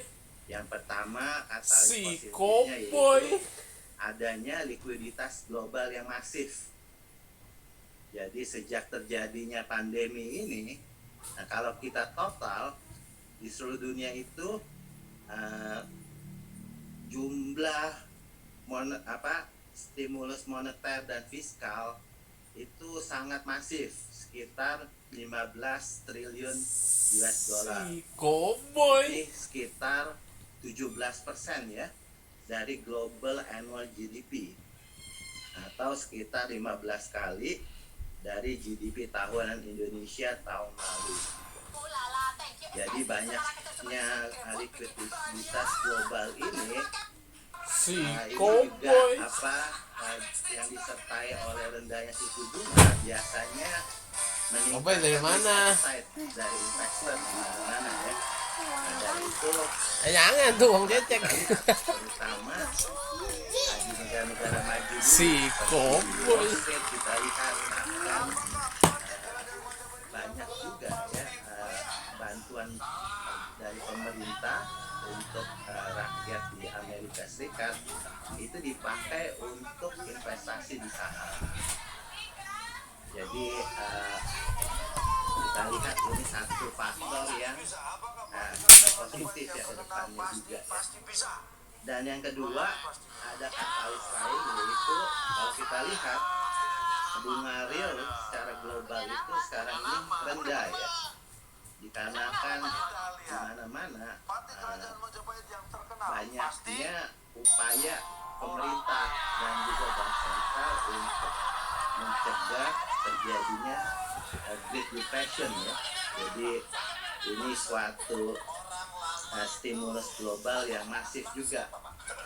Dan The Fed belakangan ini juga memberikan signal kalau suku bunga di sana yang mendekati 0 itu akan bisa kemungkinan besar berlangsung sampai tahun 2023.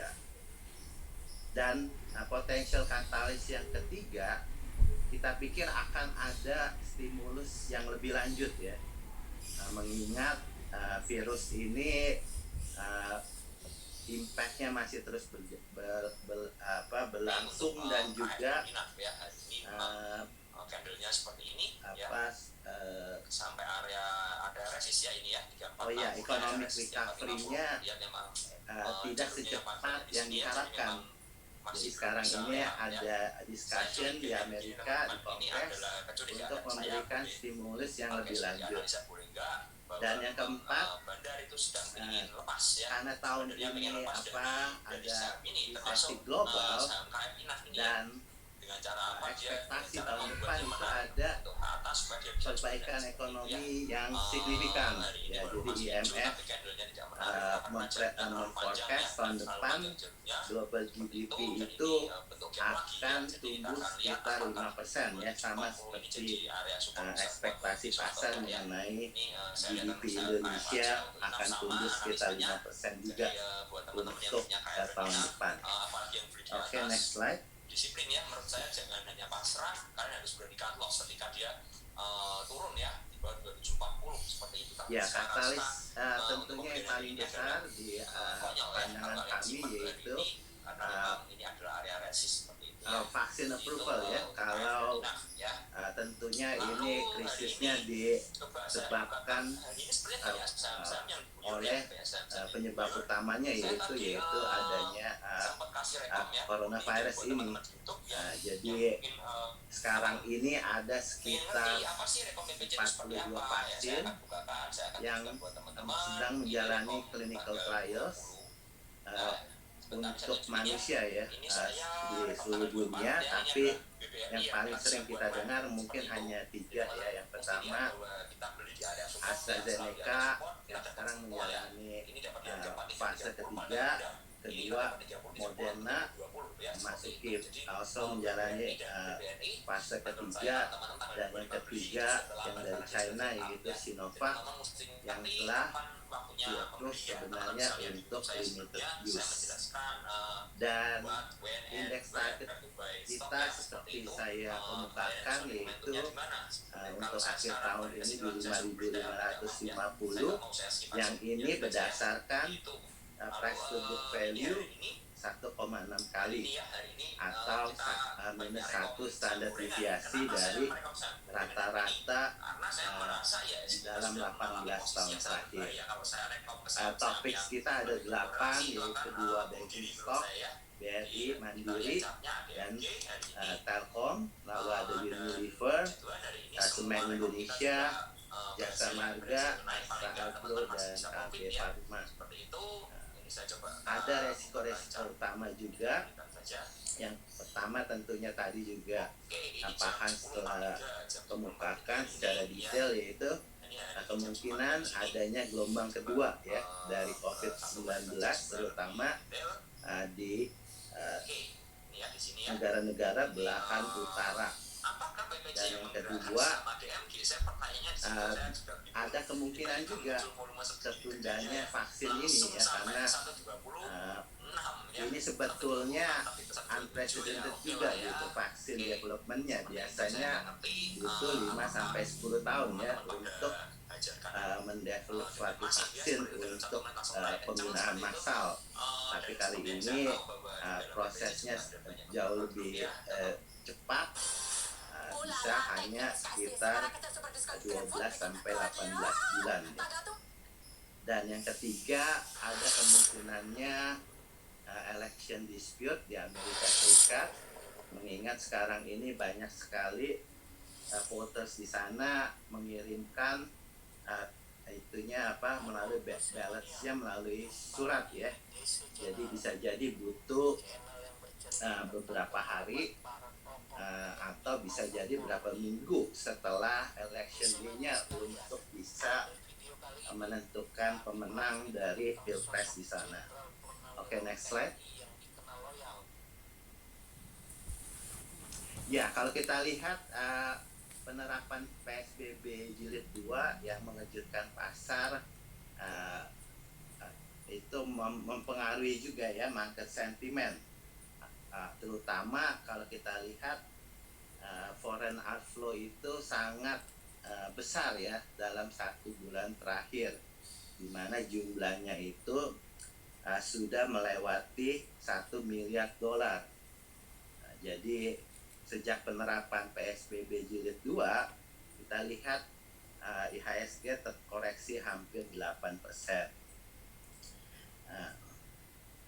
Selain Omnibus Law, katalis yang kita pikir juga bisa membantu ya memperbaiki sentimen, yaitu kalau rencana pemerintah untuk melakukan vaksinasi 100 juta penduduk di bulan Desember dan Januari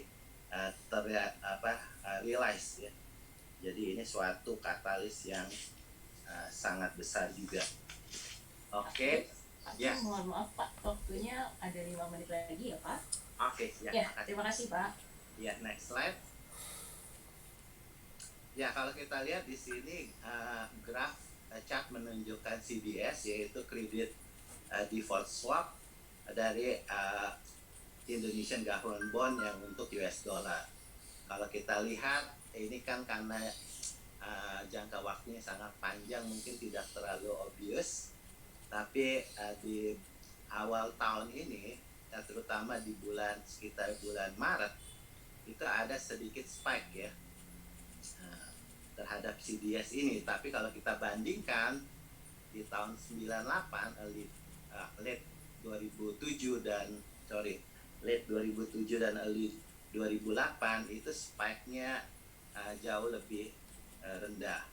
Tapi belakangan ini CDS kita sudah mulai mendekati level yang normalnya. Tapi ini tidak terjadi hanya di Indonesia ya. Kalau kita lihat hampir di semua negara berkembang lainnya juga terjadi peningkatan CDS seraya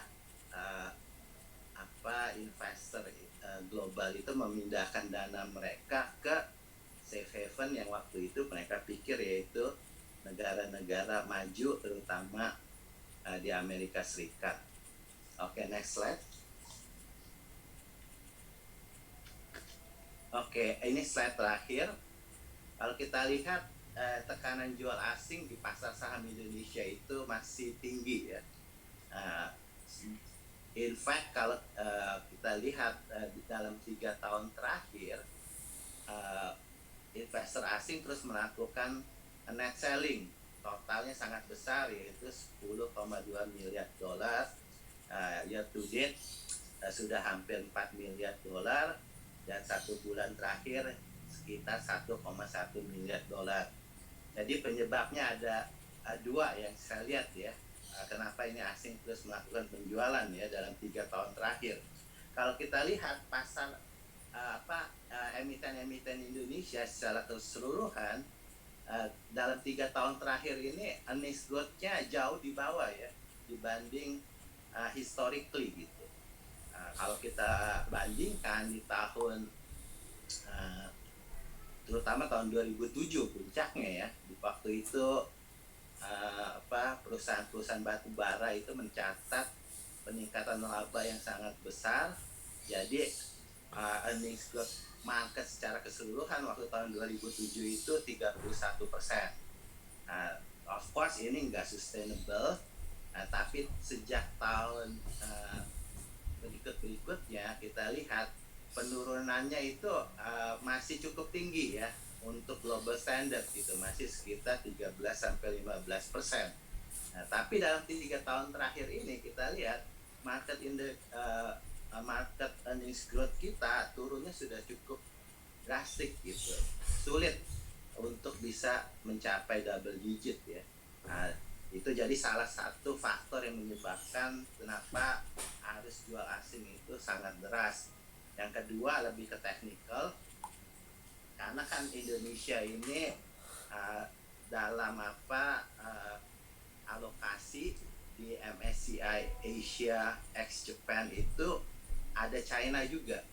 Jadi China itu sebetulnya underrepresented gitu di MSCI Asia ex Japan, mengingat ekonominya yang sangat besar ini ya. Jadi dalam 3 tahun ini ada peningkatan bobot yang signifikan dalam weighting China di MSCI Asia ex Japan Index tersebut. Jadi portfolio manager luar mereka mengurangi weighting di Indonesia untuk meningkatkan weighting China di dalam portfolio mereka. Sekian presentasi saya. Baik, terima kasih Pak Kim atas pemaparannya. Ya, jadi mungkin tadi memang walaupun saat ini masih ada di bawah tekanan ya pasar kita, tapi kita juga perlu ingat tadi ada katalis jangka panjang dan jangka menengah yang tadi sudah disampaikan oleh Pak Kim. Nah, mungkin sekarang kita langsung saja masuk ke dalam sesi tanya jawab. Di sini saya sudah lihat banyak sekali yang sudah memberikan pertanyaan nih untuk kepada narasumber kita.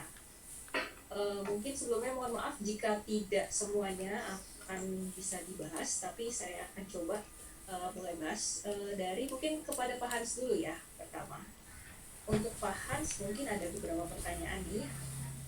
Jadi kira-kira menurut Pak Hans, kapankah estimasi recovery COVID-19 di Indonesia? Apakah nanti tahun 2001 sudah mulai kembali pulih marketnya? Lalu kemudian kira-kira menurut Bapak kira-kira apa saja sih yang perlu diambil, kebijakan-kebijakan apa saja yang perlu diambil untuk menghindari sentimen negatif di pasar modal? atau setidaknya agar pasar modal itu tidak terlalu dalam terdampak gitu. Nah, silakan Pak Hans. Oke, iya. Kapan berakhirnya pandemik ini sangat tergantung dengan vaksin ya. Karena kalau kita lihat kita punya kelemahan pada metode tracing kita.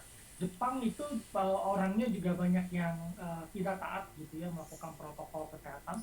Tetapi pemerintah Jepang mampu melakukan tracing dengan sangat baik sekali dan akhirnya mereka bisa memenangkan peperangan menghadapi pandemik gitu. Akhirnya mereka bisa bisa kembali aktivitas bisnisnya berjalan cukup baik gitu. Nah di kita tracingnya agak lemah gitu, sehingga kalau kita lihat harusnya satu orang kena, kemudian dia bisa tracing kira-kira dia dari mana gitu. Kemudian dalam beberapa minggu terakhir dia dites, dia mampu di capture gitu. Karena pengetesan di Jepang rendah, tetapi mereka mampu mengantisipasi pandemik dengan cukup baik gitu. Berbeda dengan kita, kalau kita lakukan pengetesan 5 kali lipat lebih banyak, kalau sekarang kita 11 ribuan gitu, kalau kita tes tanah 50 ribu, kemungkinan aktif case kita naik 5 kali lipat gitu. Jadi ini masalah besar yang kita hadapi. Nah kita kalau nunggu vaksin ini sangat debatable gitu ya.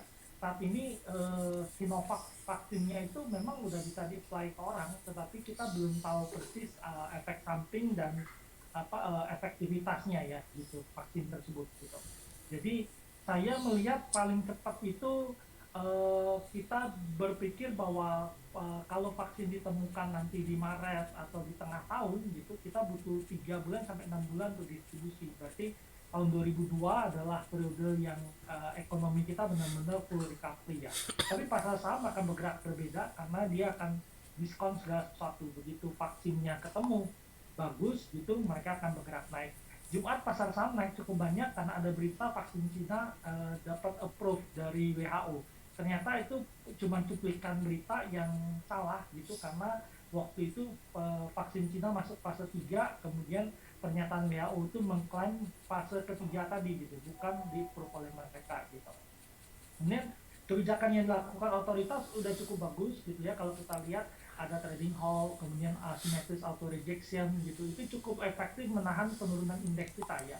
Saat ini ya pasar nggak panik gitu, jadi biarkan pasar bermekanisme dengan baik gitu. Yang perlu teman-teman lakukan di sini adalah Bapak Ibu lakukan adalah gini, mungkin kita memang menahan consumption ya, jadi kita menahan consumption kita memang punya efek ke ekonomi, tetapi uang yang ada kita pakai investasi ya, karena kita tahu bahwa pasar saham ketika krisis itu peluang investasinya sangat besar, jadi kita bisa pakai untuk membeli saham ketika indeks mengalami tekanan turun. Nah mungkin itu jawaban dari saya Bu Angel. Baik, terima kasih Pak Hans. Mungkin sekarang saya langsung lanjut ke Pak Maksi. Ini ada pertanyaan juga untuk Pak Maksi. Jadi tadi sudah disampaikan mengenai kondisi fundamental ya perusahaan. Jadi di sini ada pertanyaan, kondisi fundamental perusahaan go public dan demand di pasar itu seringkali tidak sejalan. Contohnya di sini ada saham Telkom disebutkan bahwa kondisi COVID ini meningkatkan permintaan pasar untuk kuota internet, gitu ya, lalu untuk pasang wifi dan sebagainya. Tapi di sini pertanyaannya, kenapa saham Telkom terus merosot gitu ya? Kenapa kondisi fundamental lalu kondisi yang ada di pasar ini seringkali tidak sejalan? Mungkin Pak Maksi bisa dibantu untuk menjawab. Terima kasih Pak. Terima kasih Bu Angel.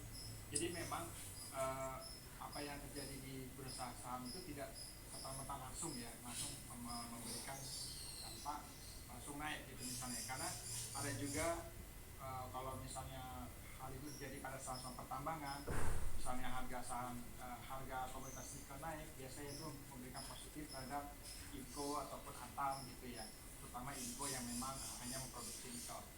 Nah, sementara kalau Telkom ini memang kita melihat penggunaan internet ataupun Zoom gitu ya, sangat banyak digunakan atau aktivitasnya banyak meningkat. Tapi di sisi lain kita juga lihat Telkom itu juga ada tantangannya ya, seperti misalnya harus mengeluarkan capex yang besar, bagaimana juga persaingan dengan emiten lain seperti dengan Indosat ataupun juga dengan Excelcomindo, karena dua emiten lain itu juga berupaya untuk meningkatkan subscriber, karena bisa juga kan Telkom itu kan terutama mesinnya itu kan atau penggerakan di Telkomsel ya.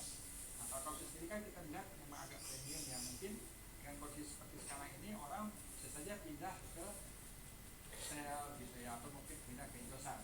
Jadi tantangannya tidak serta-merta langsung dengan tadi saya sampaikan penggunaan internet banyak langsung langsung naik begitu.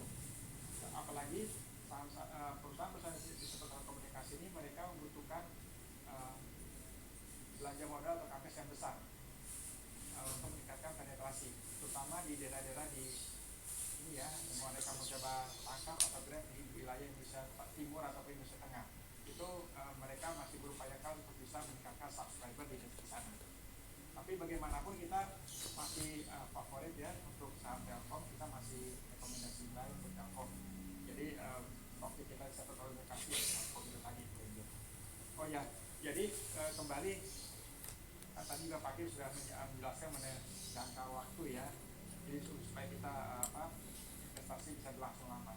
Untuk saham Telkom ini memang kita jangan mengharapkan suatu saham yang fundamental betul-betul cepat naik gitu.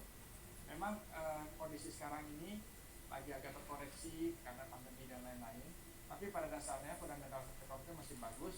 Memang sangat merupakan topik kita untuk sektor komunikasi dan itu memang untuk jangka menengah panjang.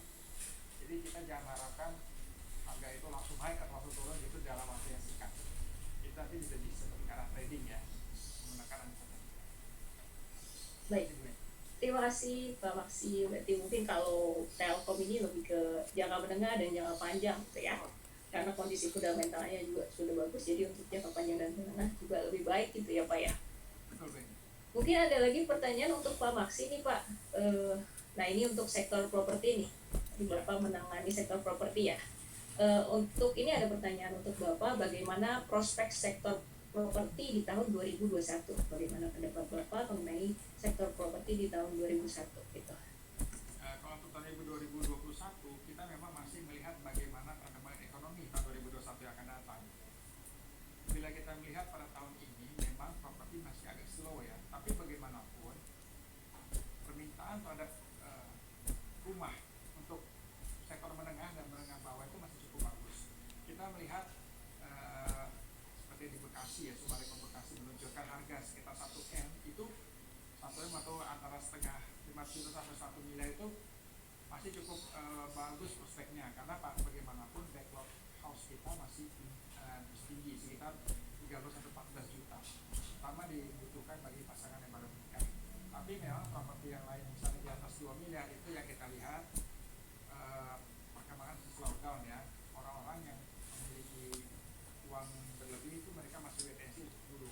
Dan juga kalau sektor properti misalnya tadi mall gitu ya, mall sendiri biarpun di PSBB total tahap 2 sekarang ini, biarpun mall memang sudah dibuka, tapi kita lihat demandnya masih belum terlalu tinggi ya, karena masyarakat juga masih cukup khawatir deh kalau pergi ke mall.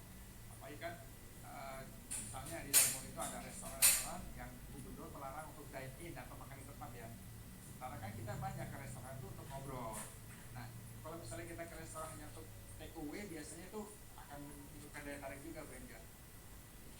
Jadi beberapa hal di situ yang masih memberikan statement negatif terhadap properti.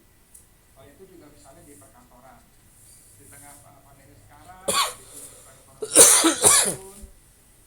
demand terhadap perkantoran juga mengalami kelemahan. Apalagi kita lihat pasokan perkantoran masih oversupply.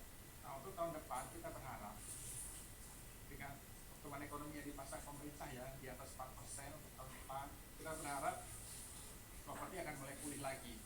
Dan di situ kita berharap juga properti buyer itu akan kembali agresif membeli properti, dan juga diharapkan juga dari mall tadi pembeli-pembeli akan kembali aktif ya ke mall, karena itu juga akan meningkatkan konsumsi kita juga kalau banyak orang yang belanja. Apalagi kan pertumbuhan ekonomi Indonesia itu sangat ditunjang oleh konsumsi. Dan Baik, terima kasih Pak Maksi. Mungkin Bapak Ibu sudah juga pertanyaannya yang diberikan. Terima kasih. Lalu saya mungkin mau lanjut ke Pak Kim nih, ada pertanyaan untuk Pak Kim. Tadi mengenai investor asing yang keluar di bursa. Jadi saat ini banyak investor asing yang keluar dari bursa. Apakah ada kemungkinan bahwa nantinya akan terjadi market crash karena ini banyak sekali investor asing yang keluar dari bursa? Terima kasih. Ya, jadi yang menariknya kalau kita lihat peran dari investor asing di bursa Indonesia, semakin lama itu sudah semakin kecil ya. Jadi contohnya mungkin kalau 15 tahun yang lalu investor asing itu bisa account for sekitar 2/3 dari market turnover. Tapi kalau kita lihat sekarang ini kan sudah turunnya secara cukup drastis ya, mungkin hanya sekitar 30% saja. Nah, jadi itu the gap-nya diisi oleh investor retail yang sekarang ini cukup aktif di pasar ya. Kalau kita lihat banyak juga investor-investor baru dari kalangan milenial juga sudah mulai aktif gitu, membuka rekening di broker-broker ya. Jadi ini sebetulnya sangat surprising juga buat kita yang sudah lama di market gitu. Karena biasanya kan sebelumnya outflow dari foreign itu diisi oleh institusi lokal ya, uang dari institusi lokal. Tapi kali ini justru institusi lokal tidak terlalu aktif, tapi sebaliknya investor retail yang sangat aktif sekarang ini. Tentunya threshold pain untuk investor lokal juga tidak tinggi ya, karena mereka juga kalau kita tahu banyak juga yang menggunakan margin account gitu. Jadi kalau ada koreksi yang cukup dalam dan terjadi terus-menerusan, itu tentunya juga bisa trigger for selling juga gitu oleh investor ini ya. Tapi saya pikir sekarang ini investor retail juga sudah cukup teredukasi. Jadi kalau kita lihat ada koreksi yang signifikan, mereka mulai membeli juga gitu. Jadi rekomendasi saya tetap untuk retail investor itu menerapkan itu ya, yang dollar cost averaging. Ini sudah sangat terbukti ya, bukan hanya di Indonesia tapi juga secara globally gitu. Kalau kita secara disiplin menerapkan strategi ini over the long run, kita bisa menikmati outperformance yang signifikan gitu dibanding dengan kalau kita membeli saham itu secara dalam satu periode saja gitu.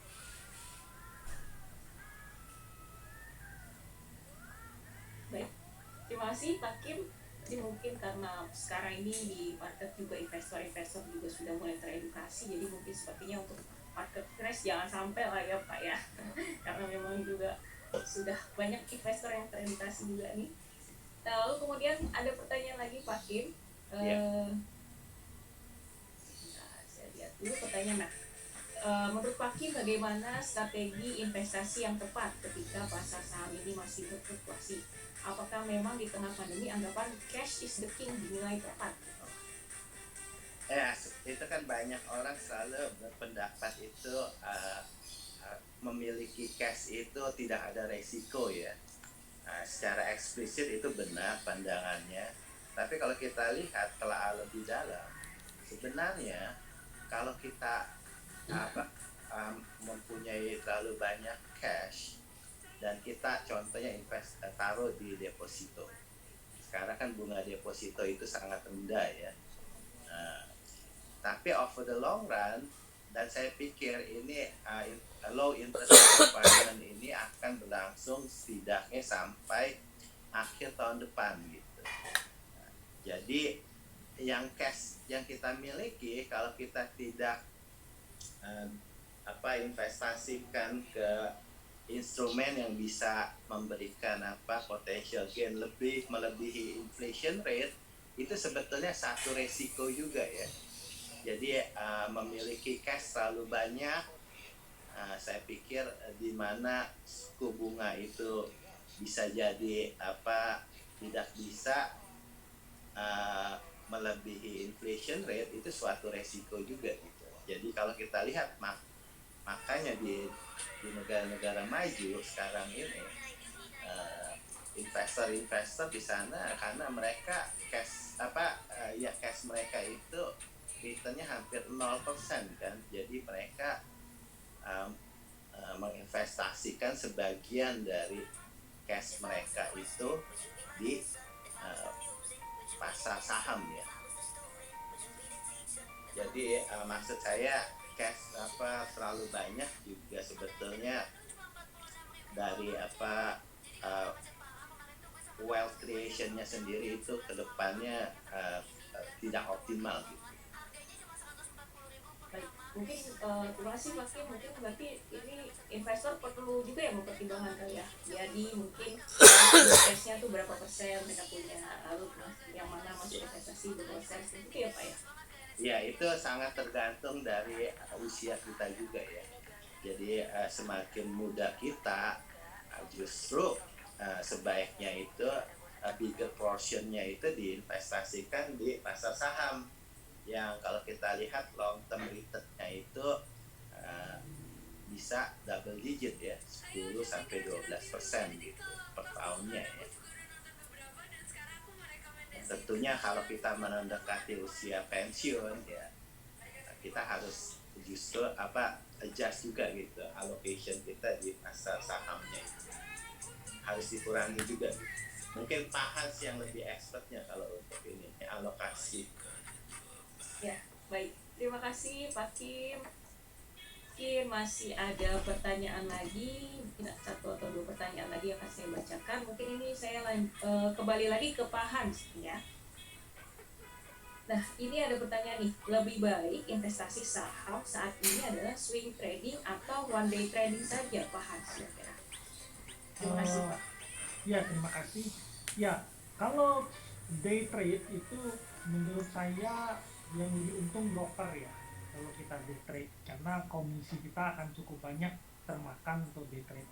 Di Indonesia saya udah neliti, kita lebih cocok untuk swing trading ya kalau kita lihat gitu. Tapi memang yang perlu kita lakukan saat ini memang pasar saham agak lagi turun gitu ya. Tadi Pak Kim juga udah menyampaikan analisanya tentang pasar, dan kita melihat market itu selalu rebound ya. Jadi selalu ada player yang nampaknya kaum milenial masuk ke pasar cukup banyak ya. Kalau kita merefer di luar negeri, ada broker namanya Robinhood di sana.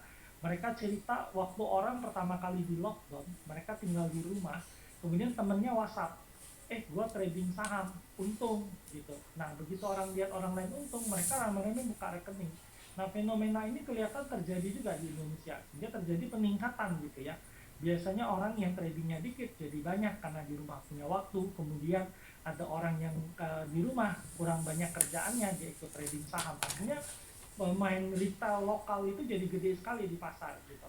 Jadi ketika turun mereka melakukan pembelian sehingga indeksnya terangkat naik gitu. Jadi kalau yang harus kita lakukan adalah buy weakness. Ketika pasar turun kita buy weakness. Kemudian nanti kalau menguat kita jual lagi. Tetapi seperti yang Pak Kim sampaikan, saya setuju dengan Pak Kim, penerapan PSBB total jilid 2 ini memang agak berat ya. Kalau kita lihat mall itu turun 58% ya, transaksi di mall-mall ini in average gitu ya.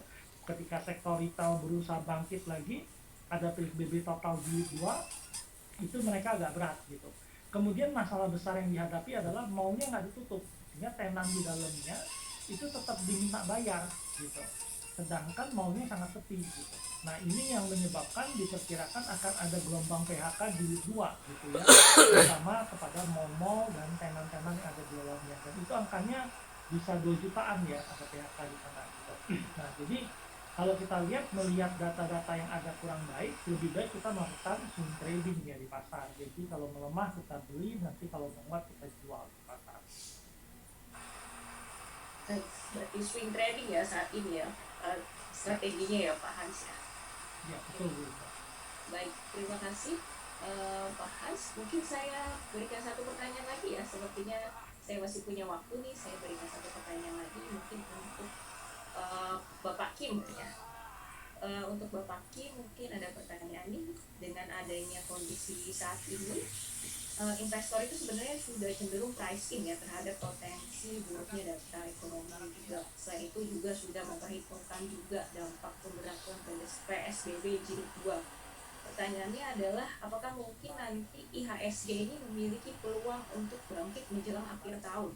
Karena secara historikal kalau bisa kita lihat bahwa November Desember itu biasanya diiringi dengan kenaikan indeks, dan juga kalau kita lihat di sepanjang tahun ini udah cukup tertekan indeks kita. Jadi apakah mungkin nanti ada peluang untuk bangkit di akhir tahun?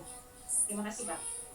Iya, jadi sebetulnya kalau di Indonesia, kalau kita lihat historically dalam 30 tahun terakhir, itu the best performing quarters itu di fourth quarter ya. Jadi mulai dari bulan Oktober sampai Desember itu rata-rata returnnya sekitar 7%-an. Jadi sangat dimungkinkan ya bisa ada potensi rebound juga. Itu akan sangat tergantung pertama berapa lama ini PSBB jilid 2 ini akan diterapkan, dan yang kedua apakah ada perbaikan dari new cases-nya sendiri ya. Karena ini saya seperti tadi saya kemukakan dalam presentasi saya, sekarang faktor utama yang mendrive the market dari 4 faktor itu yaitu sentimen pasar. Yang tiganya itu sebetulnya sudah sangat mendukung ya, terutama untuk interest rate. Valuasi cukup oke, walaupun nggak terlalu murah tapi juga terlalu mahal juga. Earnings growth tahun depan kita expect ada 20%-an ya. Earnings growth tahun ini mungkin keturun-turun sekitar 20% gitu. Jadi dari 4 faktor itu yang paling dominan sekarang itu yaitu market sentiment. Jadi kita perlu lihat juga gitu PSBB jilid 2 ini akan berlaku berapa lama, dan juga kasus-kasus baru dari COVID-nya sendiri apakah ada perbaikan nantinya gitu. Kalau kedua faktor ini bisa membaik, tentunya potensi rebound akan cukup besar ya, apalagi mendekati Desember. Kalau kita lihat dalam 20 tahun terakhir, bulan Desember itu 19 tahun itu positif ya. Jadi itu yang disebut market anomali juga untuk pasar Indonesia gitu.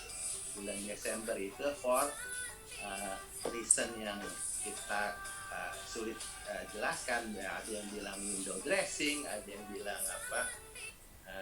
in anticipation of January effect. Tapi kalau kita lihat track record untuk bulan Desember itu rata-rata sekitar positif return yang 4%.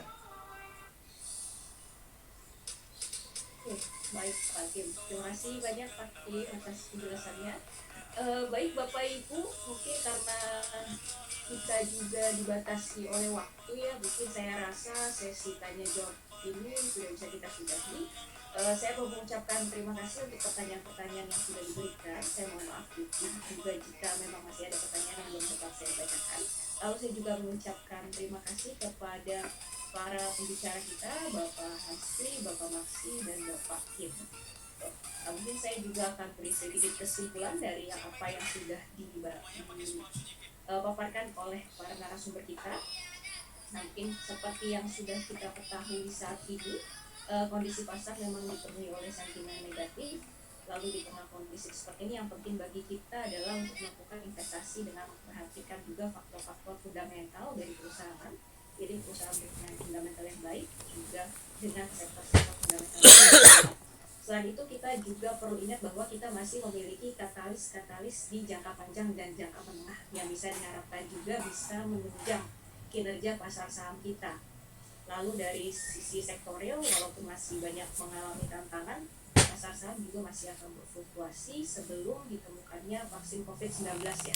Jadi sebelum ditemukannya vaksin ini, pasar keuangan masih akan berfluktuasi mengikuti perkembangan ekonomi.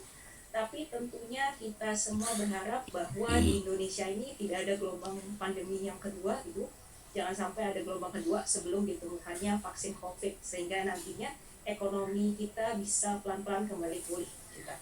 Selain itu perlu juga penting juga bagi kita untuk melakukan investasi di saat seperti ini berdasarkan dengan rasional bukan dengan emosional. Nah, itu saja demikian diskusi kita sore ini. Mungkin waktu dan tempat saya akan kembalikan kepada Ibu Nesi.